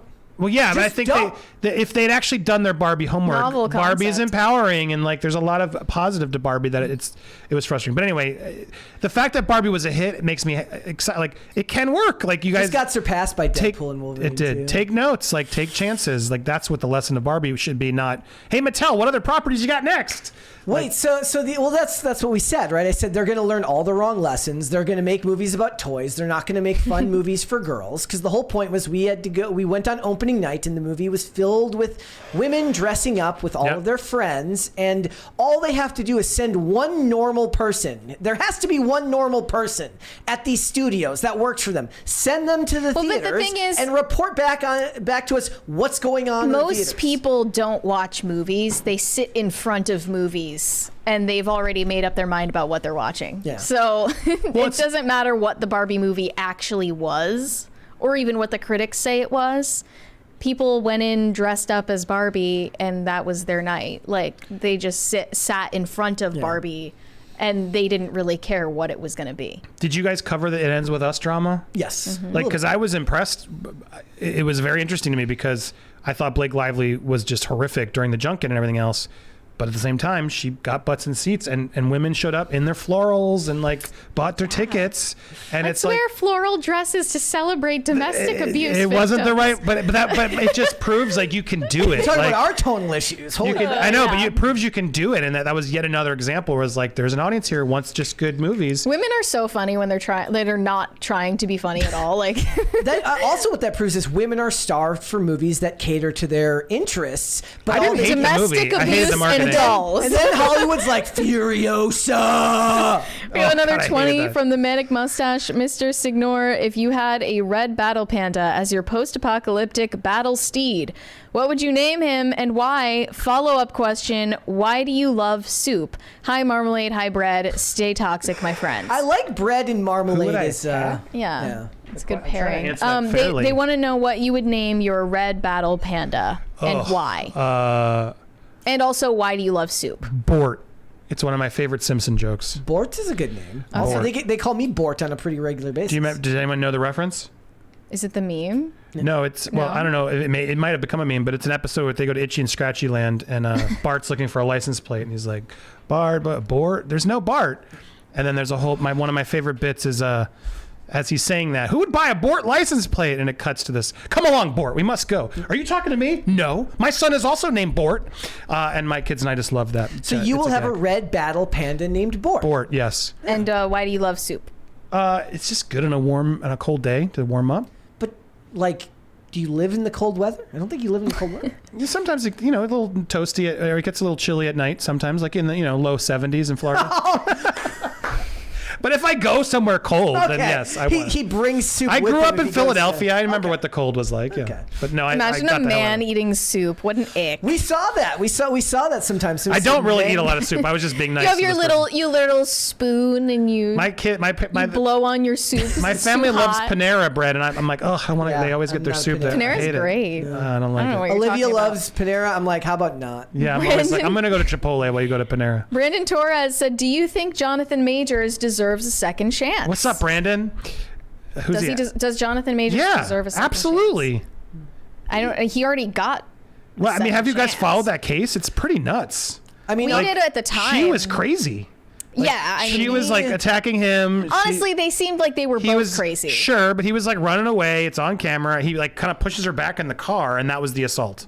And I'm kind of like, really? This is why he lost everything? It's pretty depressing. I mean, it was kind of bad timing too because Marvel's just looking for Someone. Well, honestly, I'm like selfishly, I'm like, I thought Kang sucked, so I'm kind of like, that's what I'm saying. "Whoa." Marvel's like, this is clearly not working. We're through phase 4. Nobody's watching our stuff anymore. What do we do? Nuke his career. Yes. Yeah. Hit that big red button. That was unfair, but I'm creatively, I'm like, cool, let's get rid of Kang because Yeah. Kang was boring as hell.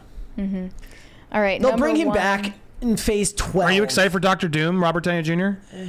I'm not. I'm so like, Marvel I was, and then I'm like, wait, no, Marvel wait, this can't isn't- really excite me anymore. Like I said, I think that Winter Soldier was kind of the pinnacle of Marvel, and I like Civil War as well, and Infinity War was fine.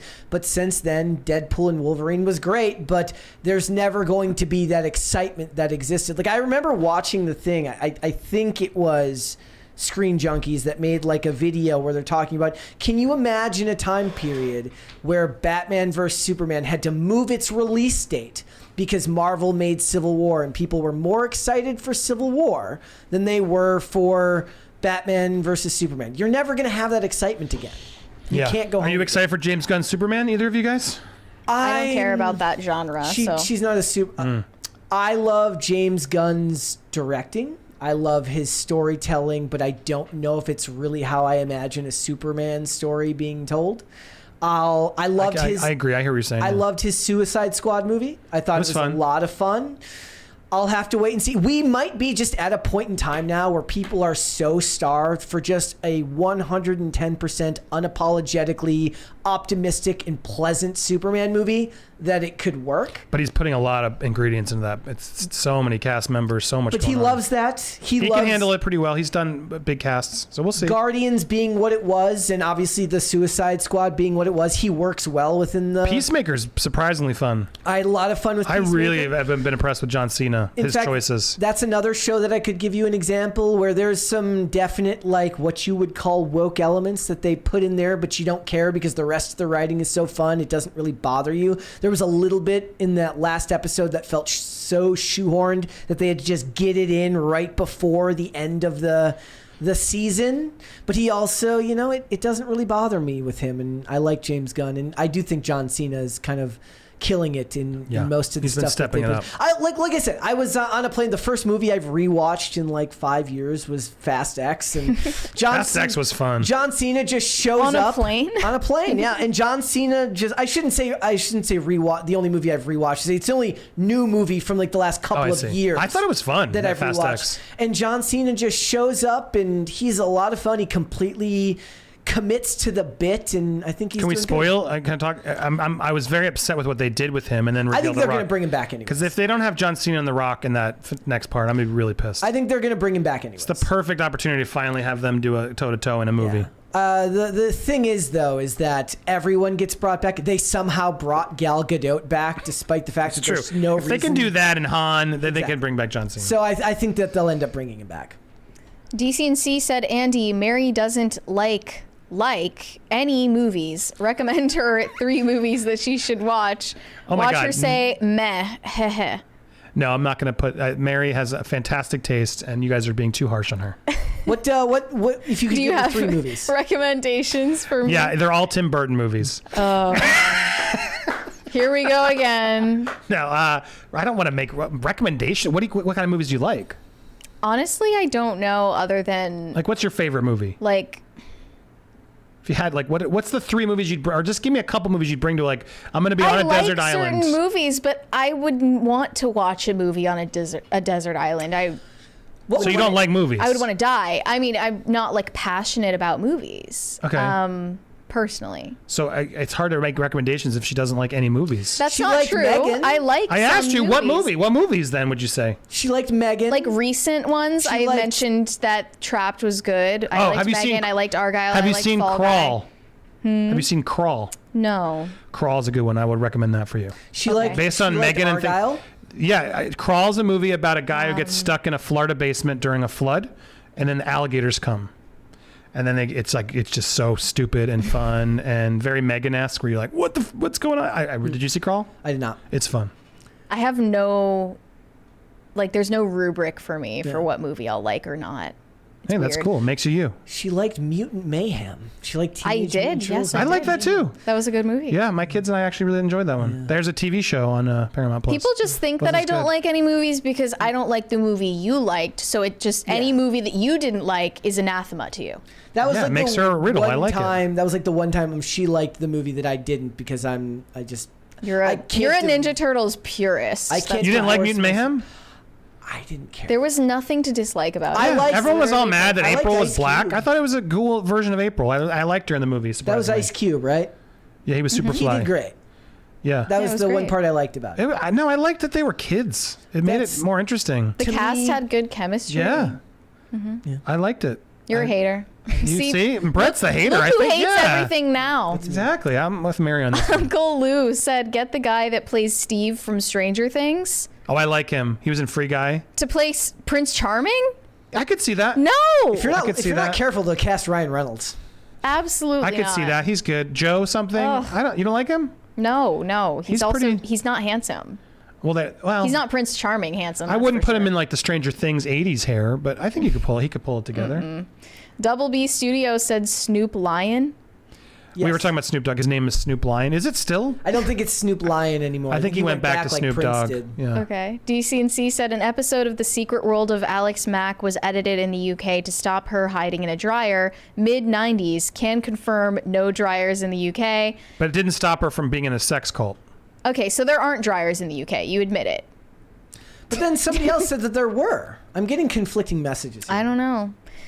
He also said Alf might be of Haitian origin. Oh, because he eats cats. Yikes. Drewish AF said I got Prince that joke. Charming would be Matt Rife. No. Immediately no. Corey Anderson said that is what they want you to believe comment was in regard to the back and forth I had with Shane about the meaning of the Maps song. I'm just gonna assume Okay. that Shane is right so that the song isn't ruined. Yeah, I don't want to I wish they could see the stacks of money because it looks like you're like a Coke dealer over there. We This got is what happens every day. So weird looking. You can Like, show it on the PTC. I'm going to take a picture over here. There. yeah. This There you is go. just normal for us. Take a picture. We don't This is actually a pretty Smile. pretty normal amount of money. Smile all your money. Yeah, there we go. Look at all this. Look at this. That's nuts. Yep. Shane H. Wilder said, Cynthia didn't get upset when I replaced her with Brett and Ariana with Mary. How rude. I wanted the hate. LOL. Yeah, she might post you on her Instagram story. Watch out. The Last of My Kind, or no, Pat the Plumber said, Brett takes a lot of abuse here. Looking at you, chat, I think my hero should be let off the wicked hook.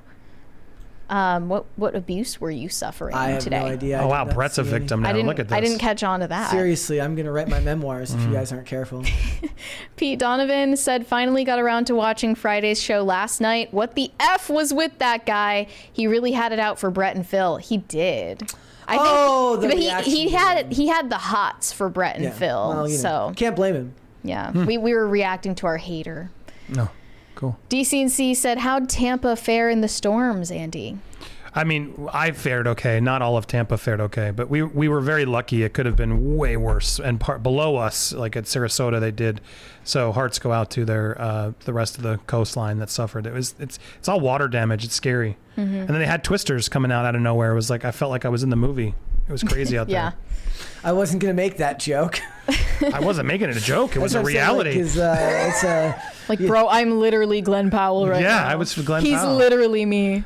I got I put my phone. I did a report. I was totally Glenn Powell. I saw the video. I saw the. Yeah. Oh, you're watching my storm. Yeah, it was a lot of people tuned in. They are like, get inside. I'm like, I'm okay. Well, we did a segment down here about like TikTok had to issue a warning to people. You were. I think you were doing the Michael Knowles thing. TikTok had to be like, would you please stop making like hurricane videos because people are dying? And you just clicked no. And people were just like, no. Like they had to put like a warning up. They're like, it's a coping mechanism. Yeah. Carpet Fresh said Mary is not real and is actually a third generation Tesla anime robot. I thought we weren't supposed to talk about that. We leave that off air. Oh yeah. No comment. Anyway, you're gonna cut that out, right? The Last of My Kind said, Andy, one of those 20s is real. You find it, you keep it. Ooh, okay. That was a great idea. Like early on, like, hey, like there's a real 20 in there. I mean, we'd have to make it a real 100, right? Yeah. Like nobody's gonna dig through it for a real 20. I don't know if even the 100 is. I wouldn't believe you. Yeah. Greg Duvier said, I don't watch trailers anymore because they spoil everything that happens in the movie or add fake scenes. I know that Marvel used to do that on purpose, right? Like there was like a shot in the Infinity War trailer of Thanos going like this with the glove, and the amount of Infinity Stones was different than the one in the movie. That's a good edit. That's diabolical and awesome, and I'm okay with that. But like Joker 2, as an example, like was inserting scenes of the two of them like dancing the steps and stuff. That was definitely not in the movie. Theoretically, it just makes it gets put on the cutting room floor. And I think that's also part of the reason why so many people were mad, because it was like, come on, marketing department, don't add fake scenes of the two of them if they're not going to actually go do mayhem.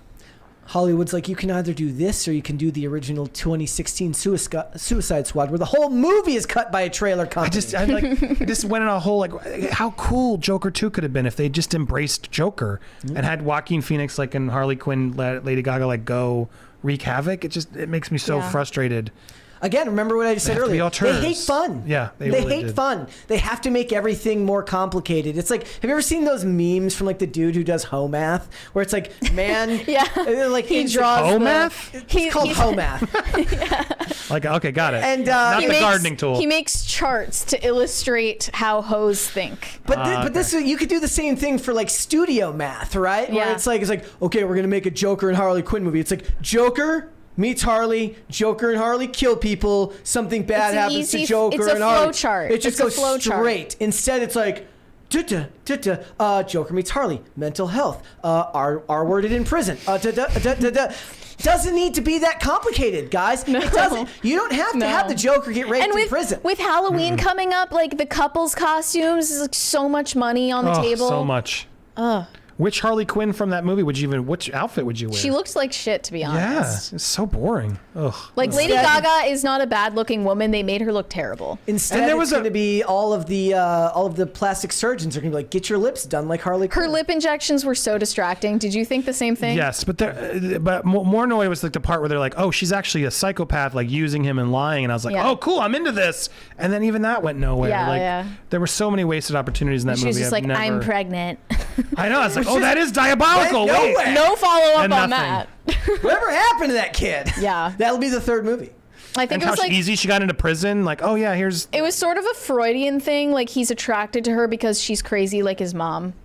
I guess. It was that. You're giving it too much credit. I guess I am. Pete Donovan said, have you broken the news to Phil yet that he looks like a porn star in the eyes of what's his name? His name is Bear Daddy Supreme, for your information. And no, we have not told Phil yet, but I'm sure he'll get a massive kick out of that.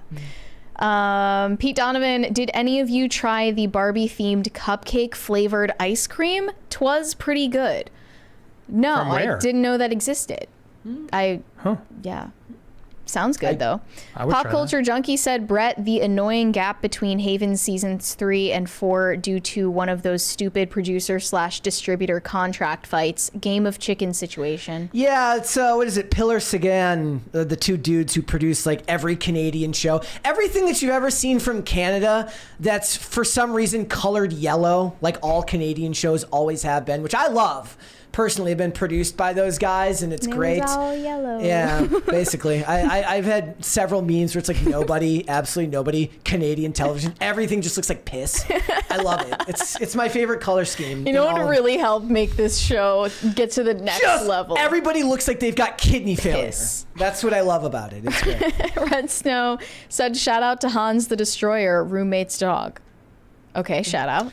We are getting close to the 4th crisis party, guys. We have a 20. Send Andy off in style. Potatoes for Seamus said, Mary loves the Twilight sagas, and Brett, play the People's Joker for Andy. Also, justice for Mocha. Andy needs to know about the injustices that Brett has brought onto Mocha. Don't let Mary fool you. She keeps Brett locked in a gulag. Well, first of all, that was a lot. We do not have time for People's Joker today. We're not going to subject Andy to that. That's a human rights violation. But I will say that Mocha has not been done injustice because Mocha's a cat. Okay. Mocha was actually on my Instagram story last night because I had to show an image. Free clout of both Mocha and Chloe dealing with their new housemate/sister, Toast. And they're now allowed to all roam in the same room. It's 3 cats that live together. Shane H. Wilder said, Brett, how did Olivia react to finding out that Bear Daddy Supreme slid into your Grindr DMs? I don't think I even told. I imagine it was a blowout fight. I don't even think Olivia watched the show on Friday, so she probably doesn't know that even happened. I think she would actually find it funny. DCNC said, Secret Frostback loves Canadian film. Big surprise. Look, Canadian television in the 2010s was glorious, and you'll never be able to tell me otherwise. Are Minnesotans just Wish brand Canadians, yes, or are Canadians Wish brand Minnesotans? Well, America's inherently better, so Canadians are Wish brand Americans.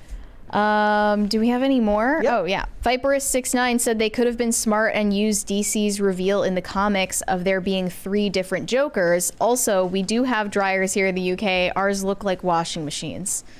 Okay, we believe you. 3 Jokers could have been a good idea. I mean, that's one of the like in the same movie. Yeah, like I never liked that idea in the comics. I never liked the idea of the Joker being more than one person. But if you're already, I mean, they kind of did at the end, right? That's what they're implying, that he sort of inspired the next one. Well, because the guy who kills him, right? He's definitely playing on the Gotham Joker, that the Jerome and Jeremiah that they did on the television series by Cameron Monaghan. Like he's very much like channeling the way that he played the Jerome character in that show. Or is that Jeremiah? I don't remember which one. I never watched it, but I know. So Cameron Monaghan plays 2 twin brothers named Jerome and Jeremiah, which are very clear. He wears plum and he wears purple. He's very clearly the Joker. His name has a J in it. Blah. Okay, 2 different Jarthur Jleck. Yes. Jarthur Jelk. And he's very... The Jelker. The Jelker. That's almost as good as... I'm sorry, I'm ruining the show now. You're not going to recover from Joker Brainrot edition. Don't even go there. Okay. Okay, one more. No, there are more. DCNC said, go planet.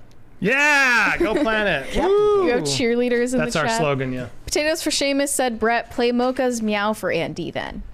Are you going to play the meow? Or I don't just have that. We don't have that ready. I'm Pete Donovan said, come on. Happy Indian Summer Monday. It's 80 degrees up and down the East Coast right now, even in New really England. Nice. Well, that's the beauty of living certain places, right? The weather goes up and down and up and down. The key is, what I like about living here is we get a little bit of that, but it never gets too cold. It gets down to like the 30s, which is perfectly acceptable. No, 30's perfect. Mary would love it if it got up to 50 though, right? You prefer it stayed in the 50s At and the 60s? At least, yeah. I think the 30s is fine. Once you get walking, get moving, you got a hoodie on, you're good. Hoodie weather, I could deal with couldn't it. survive. High Voltage 75 said, show the hate video to Phil on his next appearance. I would love to do that. I think we should. He would laugh up a storm. Okay, we have, what was this, 3 more? Yep. Shane H. Wilder said Canadians are Temu brand Americans. I wouldn't even say that much. I feel like that's like too complimentary. Wait, does that make, when you use the joke, are Canadians Temu brand Americans, does that mean that joke is the Wish brand of that version? Because is it Wish brand or is it Temu brand? Yeah, which is worse? Yesh said, hey PCC, it's your boy Yesh. Y'all do a job. Yeah. Thank you. Thanks, Thank Yesh. you. That's up there with whenever we Should go see a frame that movie. Whenever we go see a movie we don't like, I say, well, that was definitely a movie. That was a movie of all time. Shane H. Wilder said, what kind of job? We don't know, but they do a job. Yeah, I can tell you they do a job It's here. it's quite the job. controversial, but It's a job. you know, being a podcaster, it's harder than it looks. Absolutely. there is no faster way for people to hate you than to say that. Potatoes for Seamus said, Brett, don't be a hater, love a tater. Yeah, okay. I'm Brett still not loves- putting Mocha on. Brett loves tater. Viperous69 said, have the second Joker kill the first, third kill the second, and have the third one in the new Batman Well, here's movies? the thing. You know who did this better? Christian Bale did it better, and Christopher Nolan did it better in The Dark Knight when they do the scene at the beginning where he gets all of the bank robbers to kill each other. Yeah. Yes. Great storytelling. It's not going to happen. DCNC says hostage party. Yes, we are in the midst of a hostage party right now. That's where they Feel bad. keep us here with super chats up until they run out. That's always So a good problem to have. We're getting through it here. We got a couple more. High Voltage 75 said Mary is actually a haunted Victorian doll. JK. I mean, I've heard, it's not the first time I've heard that. Like Yeah. Annabelle? Yeah. DCNC said only the rich kids have got dryers. I assumed it was a status symbol to have a dryer in the UK. Yeah, it Okay. is. No, legitimately it is. Is it the same thing with air conditioning? Yes, literally, it's crazy, but yeah, it's like a status symbol to have air conditioning in your home in the Well, UK. look, it's one of those things where So they Lilo and always- Stitch didn't want to offend the rich. or That's even what like it's about. windows, because a lot wow, of the that went buildings distance. are so old that they weren't up to code back when they were built. they like to make fun of our houses. They're like, your homes are built with wood. It's like, bro, you don't even have a dryer. Don't miss me with that nonsense. Okay, are we all caught up yet? No, we're not. Okay. Oh, keep it coming. Come on. I'll throw this at Brett's face if you send Yeah. another one. Pete Donovan just sent us $4.99 without a message. Thank you. Thank you. Pat the plumber said, it's 5:30. Do you know where your crisis actors are? There we go! Somebody right now is like, turn your One more game coming down. at you. Watch out.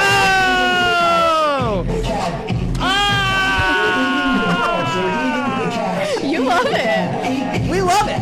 Yeah. Some people just sit there and they don't dance. Imagine. Shane H. Wilder said, okay, Canadians are that shady bootleg Indian ran mall kiosk version of Americans. I'd accept that.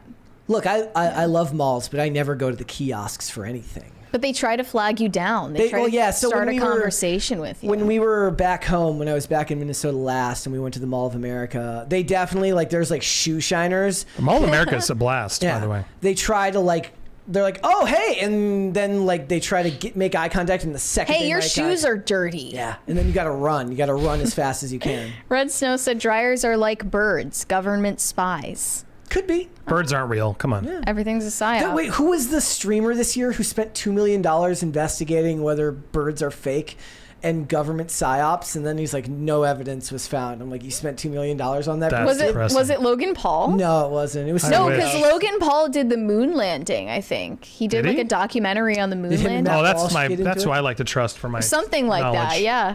DCNC said Drewish AF hates my King Bucks sucked in chat. I don't know Okay. what that means. Potatoes for Seamus said, Andy, Mary loves being called Salamander Cave Girl. Okay. Fake news. High Voltage 75. Is this the last one? Guest, do you game?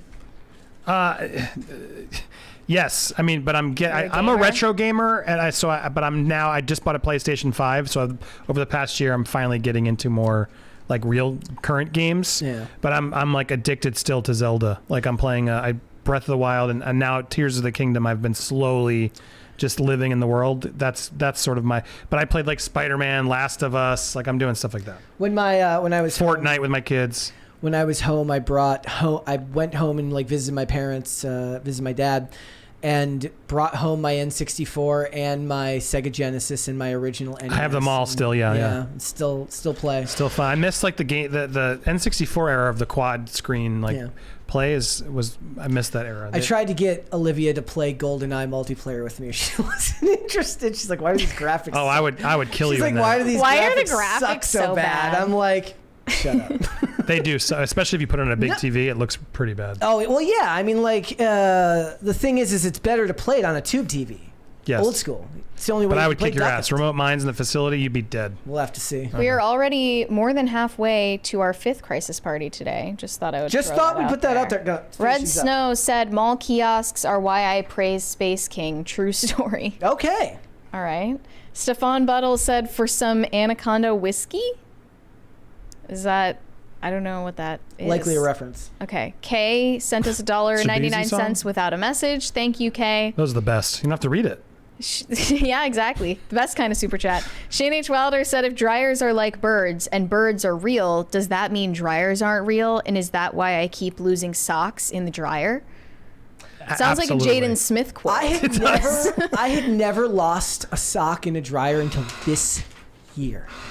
I have never lost a sock in the dryer. People would make that joke or talk about losing socks in dryers. I'm like, you sound like you're irresponsible. Yeah, exactly. Like, what are you doing? Mm-hmm. Do you have a bunch of different socks? Or are they all the same? No, they're all the same. But I never come up with just one short where there isn't a match. It's not about a match. I don't come up with where there's just like one sock left over. But it did happen this year. The first time that it happened to me, and it was probably Mocha. It was probably Mocha, or maybe just Olivia wanted to play a prank on me. Maybe I was bragging about how my socks never end up being, eaten by the dryer. That makes the socks get up in my and place. leave, yeah. DCNC sent King Bucks. Thank you for the pounds. Mr. Joker said, what is the true underrated Halloween special classic? Garfield's Halloween Adventure or Halloween is Grinch Night? I actually don't know either of those. I don't know. I don't either. I'm trying to think of what Is there a favorite special I Halloween do. movie for you? That's a tough one. Horror is not my genre, but I would say It doesn't have to be horror. There's other movies. But I feel like it should be. Like Nightmare Before Christmas. It's like, meh. But is it a Christmas movie? Is Die Hard a Christmas movie? Yes. No. Thank good. That's the correct answer. Yes. It also sucked. I just say that because now there's this concerted effort to be contrary and say that it's not, and just embrace it. It is. Whatever it was, I hated it. Die Hard you hated? Yeah. Oh, that's sad. DCNC. I guess we can never Again, be not her friends. genre. Yeah. It's such a man movie. Like It it's is. just It is a man. that's why I don't like it. such a good DCNC script, sent though. us a poop emoji. Thank you. Ooh. Thanks. My thing about Die Hard is it's a Doom movie, but I also like it deserves respect because it delivers everything they set up. I don't know. There's little things they put in there, and then it actually pays it off. And that's why I appreciate more than the dude reasons. It's just like we'll never have great villains like Alan Rickman again. I don't understand why he wants to get back with his wife. His wife is a bitch. That's an interesting take. That is a very. Well, they have a woman kid together. perspective, Yeah. They have a kid together. Okay, but yeah, she's the one who left him. She should be like, the ending should have been like, you're such a hunk, like, please take me back. But instead it was just like, it wasn't No, they like make that. out. She's into him. Yeah, at the but end. it was like, she didn't give him the credit. Like, she didn't give him the credit he deserved, I feel. I think they were trying He to give did the her right a tough thing. That's all he needs. Yeah. Whatever. And Alan Rickman. I'm too cynical. That's what I was Oh, saying. Alan Rickman is so good as a villain. But you know what? If there's so many other action movies now that have stolen from it, that it's like hard. If you don't start there, I could see why people don't appreciate it, because there's so many movies have just created that genre now. The joke is like it's become its own elevator pitch. It's Yeah. like, oh, it's Die Hard on a plane. So it's Die Hard in a bus. I can't fight you on that because I get why some people just don't, because you've probably seen other movies. You're like, this all is the same, and it feels less special. But Die Hard was special. Yeah. I believe you. Gordon Shumway said, I don't lose socks. I always just have one less white sock and one more colored sock. Huh. Okay. Do you have cat socks, though, is the question, Gordon? Yeah. High Voltage said, Ernest, Scared, Stupid. Oh, yeah. The Ernest movies are... There's a Kickstarter for a new Ernest comic book with the estate of Jim Varney. So if you're an Ernest fan, you should look it up. I like those. My favorite Halloween movie, I don't know, man. That's a tough one. I don't really have one. I know that seems like a bad answer. What's yours, Casper? Ghostbusters, I guess I'd probably pick. Yeah. Original Ghostbusters. Yeah. Casper is still a classic, though. Gordon Shumway said Lethal Weapon is also a Christmas movie. Is it? Yeah, not as much as Die Hard, but it is. Pete Donovan is Harry Potter. No, that has become spiritually a Christmas movie. Wait, so I just heard that there is a nativity scene that Target is selling of Harry Potter characters. Who's Jesus? I guess Harry. Dumbledore? I guess Harry. Yes. He's the one, chosen one. Yeah. Harry is Jesus. Yeah. So it's like a baby Harry Potter? Super weird. That just shows how much of a religion Harry Potter is for people. I mean, that's even weirder strange. now, considering that that movie has one of the most divided fan bases, because it's the normies who love it, and then there's the weirdos who loved it even more than the normies, but now hate J.K. Rowling. Yeah. Yeah. Pete Donovan said, yeah, but does Sock from Lockheed Raytheon get lost in that underground bunker in San Francisco? Yes. Brett, you know what I'm talking about. Yes, he does. His rainbow missiles that get shot at people in foreign countries. Red Snow said, what's a better action movie than John Wick? Die Hard. I love John Wick. But Die Hard's better. But what's better? I prefer John Wick. Over anything? Die Hard? As far as a franchise goes, I love more of the John Wick No, we're films. talking the movie. Oh, then the original, it's more complex and better script in the original Die Hard than John Wick, but I prefer the action of John Wick. Or, the script is better in Die Hard, the original Die Hard film. I didn't like the sequels of John Wick as much. But I love all the John Wick films. But that's just, again, slop. Just put a bunch of guns on camera, shoot a bunch of bad guys. I love it. DCNC said they're divorced in the sequels. Jeremy Irons? Yeah. In what sequels? Oh, Die Hard, yeah. In Die Hard? Yeah. There are Die Hard sequels? Yeah, Oh, yeah. Die Hard 2, Die Harder, Die Hard 3, Die Hard with a Vengeance. There's Live Free or Die Hard. What is wrong 5 with of them, these I think. A Good Day to Die Hard. Yeah. I just named them all. Oh my gosh. They're not as good. Yeah, Actually, it sounds awful. 3 is fun. 3 is fun. Shane H. Wilder said Die Hard of Lethal Weapon, I go Lethal, or Lethal Weapon, I go Lethal Weapon. No, it's Die Hard for me. But respect. Okay.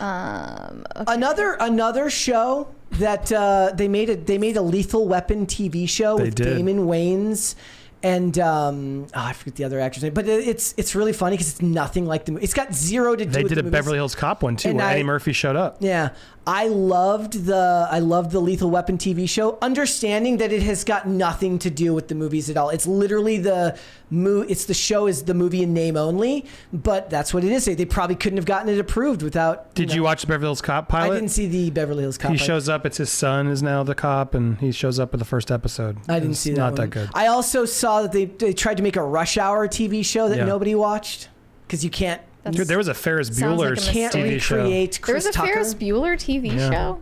What? Yeah, there was a Honey, I Shrunk the Kids. A Clueless TV show. There was. Yep. There was a Bill and Ted Excellent Adventures. But the Clueless one came out around the time of the movie, or at least not that long after. Yeah, there was a period. Most of those popular shows had Beetlejuice had the cartoon. Every major popular movie, I feel like, had the TV either cartoon or live action. Wasn't there like a 10 Things I Hate About You? Probably. Or like a TV show or something like that. One of those other ones from that time period had a. Maybe I'm misremembering that. High Voltage 75 said, okay, I'm not reading that. Gordon Shumway said, Gary Busey is a great villain too. Yes, it's true. I'll take 2, Utah, 2. And then I think this is our last one. Red Snow said, Party 5, let's go. It's not quite there yet, but that one might not have triggered yet. So we'll have to wait and see. I think we're at 5. All right, we'll have to wait and see. Guys, before we go, would you hit the like button on this video and subscribe to this channel if you have not done so already, as he's doing there. Andy, you want to shout anything out? No, thanks for being here. And you can find me over on the Popcorn Planet. We cover pop culture. We lean into certain topics. So, but yeah, it was a pleasure to be here. Thanks for having me. It's so nice to talk to you both. Love to do it again, and you have to come on my channel. Yeah. Did you have fun? Yeah, it was super fun. So I always figure like you're talking all this serious stuff, and me and Mario over here are just basically clowns. We're clowns. Yes. Oh, I'm a clown too. We're just We're not serious. We like to have fun. So when you're talking about serious stuff like what's going on with Diddy, you also have to put in stuff that's fun as well. Yeah, no, it's the algorithm doesn't let me have as much fun. I try to.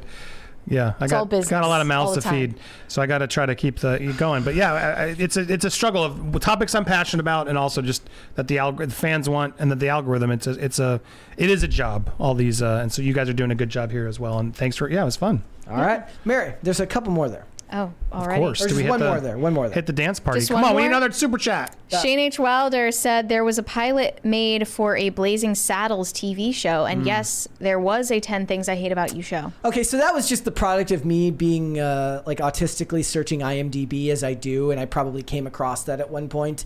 Never saw it, but saw that they made a TV show and thought, that doesn't seem like one that you make a TV show for, especially since you're not going to get back the lead actors. Right. They made a Spaceballs cartoon too. I Yeah. remember for Spike TV or something. It was awful. Yeah. We have another from Gordon Shumway. Mary, there are 10 Fast and Furious sequels. Why would you be shocked there are Die Hard sequels? P.S. There was an Animal House TV show. It was god-awful, Yep. but it did have a young Michelle Pfeiffer. Oh. Nice. I guess I'm not shocked. The fun montage someday, if you haven't seen it, is the Miami Vice celebrity montage. Yes, Oh, so many. so many people. So many people Miles were on- Davis on- and Leonard Cohen, like all these musicians, and yeah, Liam Neeson. Like I was blown away by the amount of guest stars on Miami Vice. There's another one of my hot takes. You should go and watch the Miami Vice movie. It's awesome. I don't care. Oh, what with Colin anyone says. Farrell? Yes. And Jamie Foxx? I would rewatch that one. It's fun. It's great. There was a whole debate about it on Twitter earlier this year. All right, Mary, We there's a have couple two more. more. Red Snow said Michael dogs Mann's and good. cats eaten, goes gone, crisis actors for life. Well, all right then. And then one more. And DC&C said, what's a Chapel Roan? That's a good question. What is a Chapel Roan? Someone who needs to go away. No, You no. hate Chapel Roan. I am I just Team hate Chapel the- Roan. I Brett is a hate- Chapel Roan I stan. was in the beginning, and then it just kept going. They're called the and Roni- going the and going. macaronis. They're like Prince Harry and Meghan Markle. Wait, is that really what they're called? No. Please tell me that's what they're called. I was going to say, I'm a macaroni then. Let's go. It's a good I name. think I'm gonna try to trademark that. High Voltage said, speaking of Fast and Furious, put a Hannah Claire on. We're actually working on that right now. Yeah, we'll see if that happens this week. We don't know yet. Gordon Shumway said Frank Zappa was my favorite Miami Vice villain. Any takes on that? See, that's one of those shows. So I only saw like a couple episodes of Miami Vice, but now that I watch a lot of old TV shows, I'm gotta go looking back. for it. I can't find it on any of the major streaming Did you watch services. ER? No. Oh, that one's good. Is it good? That one's good. I've I heard, remember. I've heard If you good like the things about ER. procedurals, oh man, they did. I mean, I don't know. You probably I bet you half the shows you've watched stole from ER, but ER was like one of the first. I mean, it was a solid procedural. Maybe I I'll have to love go that back one. and give that one a- Chicago Hope was fun too. Yeah, that's Remember, I watched those two. That was the procedurals I really got into it. And CSI in the beginning. early First seasons of one, CSI. yeah. Oh, there it is. We No, did it. I love Miami too. Yeah, CSI New York. Yeah. Thank you. Gary Sinise. There, he threw it at me again. I'm so scared. Ah! I finally feel how the guests feel. Yes. All right. We have another from Pete Donovan. Have you guys seen the Frasier reboot? I love it and can't wait to binge season 2.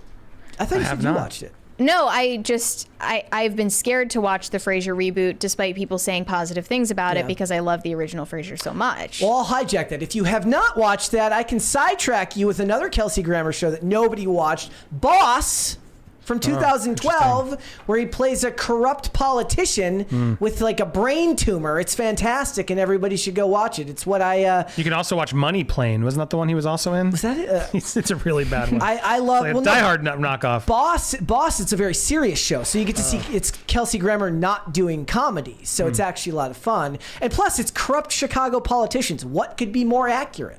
We have 3 more. DC&C said 3-hour stream. Let's go. We are coming up on 3 hours. We're getting there. High Voltage 75 said another successful hostage party. GG crisis actors. Yeah, I didn't even realize. I guess I realized it'd been that that long because I'm starting to like blood The sugar only crash. the only thing keeping me going right now is I'm gonna get a chicken Big Mac. Oh, I know. I want to get that too. That sounds good. Gordon Shumway said, "Don't get Brett started on House. Drink." I didn't bring it up. You can't bring up the show. Now you're getting bullied again. And then so the joke is the bingo card is when I mentioned the This is show violence. House. Sorry. Yeah, you're being very violent. I think the length of the show is kind of making you stir crazy. No, it's I didn't realize how aggressive it seems. We have a couple more. Kay sent us $1.99 without a message. Thank you. Red Snow said, "Bread, did you hate the ending of House?" No, I didn't. I thought the ending of House was fine. I would have preferred they Did he ended die? the show. No, he didn't die. Spoiler alert. Wilson, again, spoiler alert. Wilson! Wilson gets cancer, and then House fakes his death, and they go on like a trip around Europe. Okay. Yeah. What was the best DCNC? TV finale? I would have to think about that. I'm not gonna. I have an answer. Okay. 6 Feet Under. Did you ever watch that show? Never watched it. Oh, it's beautiful. Okay. I'll have to- Hands down, my favorite ending. The worst of the corporate slop that I'm watching right now of old school procedurals is Ghost Whisperer with Jennifer Oh, Love Hewitt. Jennifer, her boobs solved so many crimes. That is unironically, there's whole memes made. Of Oh, like, yeah. I watch Ghost Whisperer for the plot. They literally the plot. figured out any way to make those boobs They, up. at least from how far I've gotten, they seem to have stopped as the show goes on. It gets But in the less beginning, prolific. it was all about the cleavage. In the beginning, they're like, she runs an antique store. I'm like, why would her chest look like that? And why would she be wearing that if she runs an antique store? I'm not judging. She I'm not looks judging. great. Good for her. Come on. Was there one more? No, there were others. Gordon Was Shumway. it? Yeah, Gordon Shumway. No, it's above that. Okay. You have to scroll up. There are even more. DCNC said, "Have you guys ever watched Person of Interest?" Well, No. don't get Brett started on Person of They Interest. really want to keep you here. They're like, As- let's think of every TV show. 2 hours and 46 minutes. Person of Interest is the greatest network television show ever made. There you go. Whoa, Okay, that enough one said. went I really watched good. Person of Interest actually, like when it was airing, but I don't remember a single thing.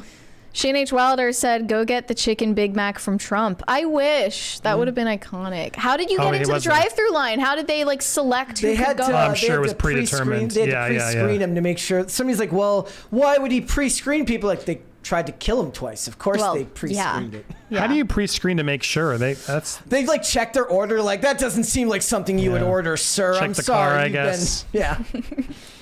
I want to know if he salted the fries properly because McDonald's fries when they're not salted. No, he did. There terrible. was Thank like you. one interaction he had in the drive-through where the woman asked for more salt and he personally salted her fries and then threw salt over his shoulder. He needs to make a MAGA hat with like the McDonald's M as the. oh my Yeah. god. Yeah. Couple Okay. more. Davius L said, "I'm not reading that." Okay. Carnell said, "Today's PCC is brought to you by Brett Recommends." Well, the best thing you could do would be go to Twitter. I made like a bunch of. I went through like a tweet rampage with like a bunch of recommendations since everyone talks about it. Nobody likes anything that's new. I made some recommendations on things that were newer, at least in the last couple of years, that you should go and watch. There you go. Red Snow said, "Trump voice, I hear this Space King guy is pretty cool." It is exactly something he would say. I think we're all All right. caught up. Mary. Is that the last one? You can't fault me Just for checking. asking, Mary. Yeah. Did I ask you yet? Where can No. they find you? You guys can send me validation on Instagram at Mary Archived, or you can send me hate on X. That is also Mary Archived. It is how it works. It really is. No, did you see? So Jelly Roll, the singer, literally said he got on Twitter and he goes, "I'm never using this app again." It's I don't like to sound like a whiner because I'm not. But it is the worst app there is right now. There is just no. Look, I mean, Instagram isn't amazing, but But they do have tools to like at least let you block it. Like you can hide a user there that's like harassing or bothering you or whatever if you want to, and you can't do it on Twitter anymore. Like mine So is, easy to I'm work so around. I'm so like inoffensive and so controversial that mine isn't really like that. So I don't say Good for anything you. controversial. But you still had a hater video made about you, so Well, that's because of you. So we'll just say it's really my fault. It's your fault. It's your Great. fault. All right, guys. If you would like to follow me, Instagram and Twix at Brett Dasovic on both of those platforms. Again, if you are Twix, new, is that what we're Twix. calling it now? Well, that's what I call it. I like that. Yeah. Again, guys, 5 days a week here, Monday through Friday, 3 p.m. Eastern Standard Time, which is noon Pacific. We are on Apple Music. Well, we're on Apple Music. Apple Podcasts. Podcasts and Spotify. If you would like to listen rather than watch this show, you should also leave a rating and a review over there. And if you want to follow the show on social media, we are on Twix at popculture_show, Facebook and not TikTok because we were banned on TikTok at Pop Culture Crisis, and on Instagram at Pop Culture Crisis Pod. There's one more there, I think. Mr. Joker said, drop the mic, it's cleaner. Okay, then. Donald's. With that being said, everyone, we will be back with another episode tomorrow. We'll see you then. Bye. Bye, everyone.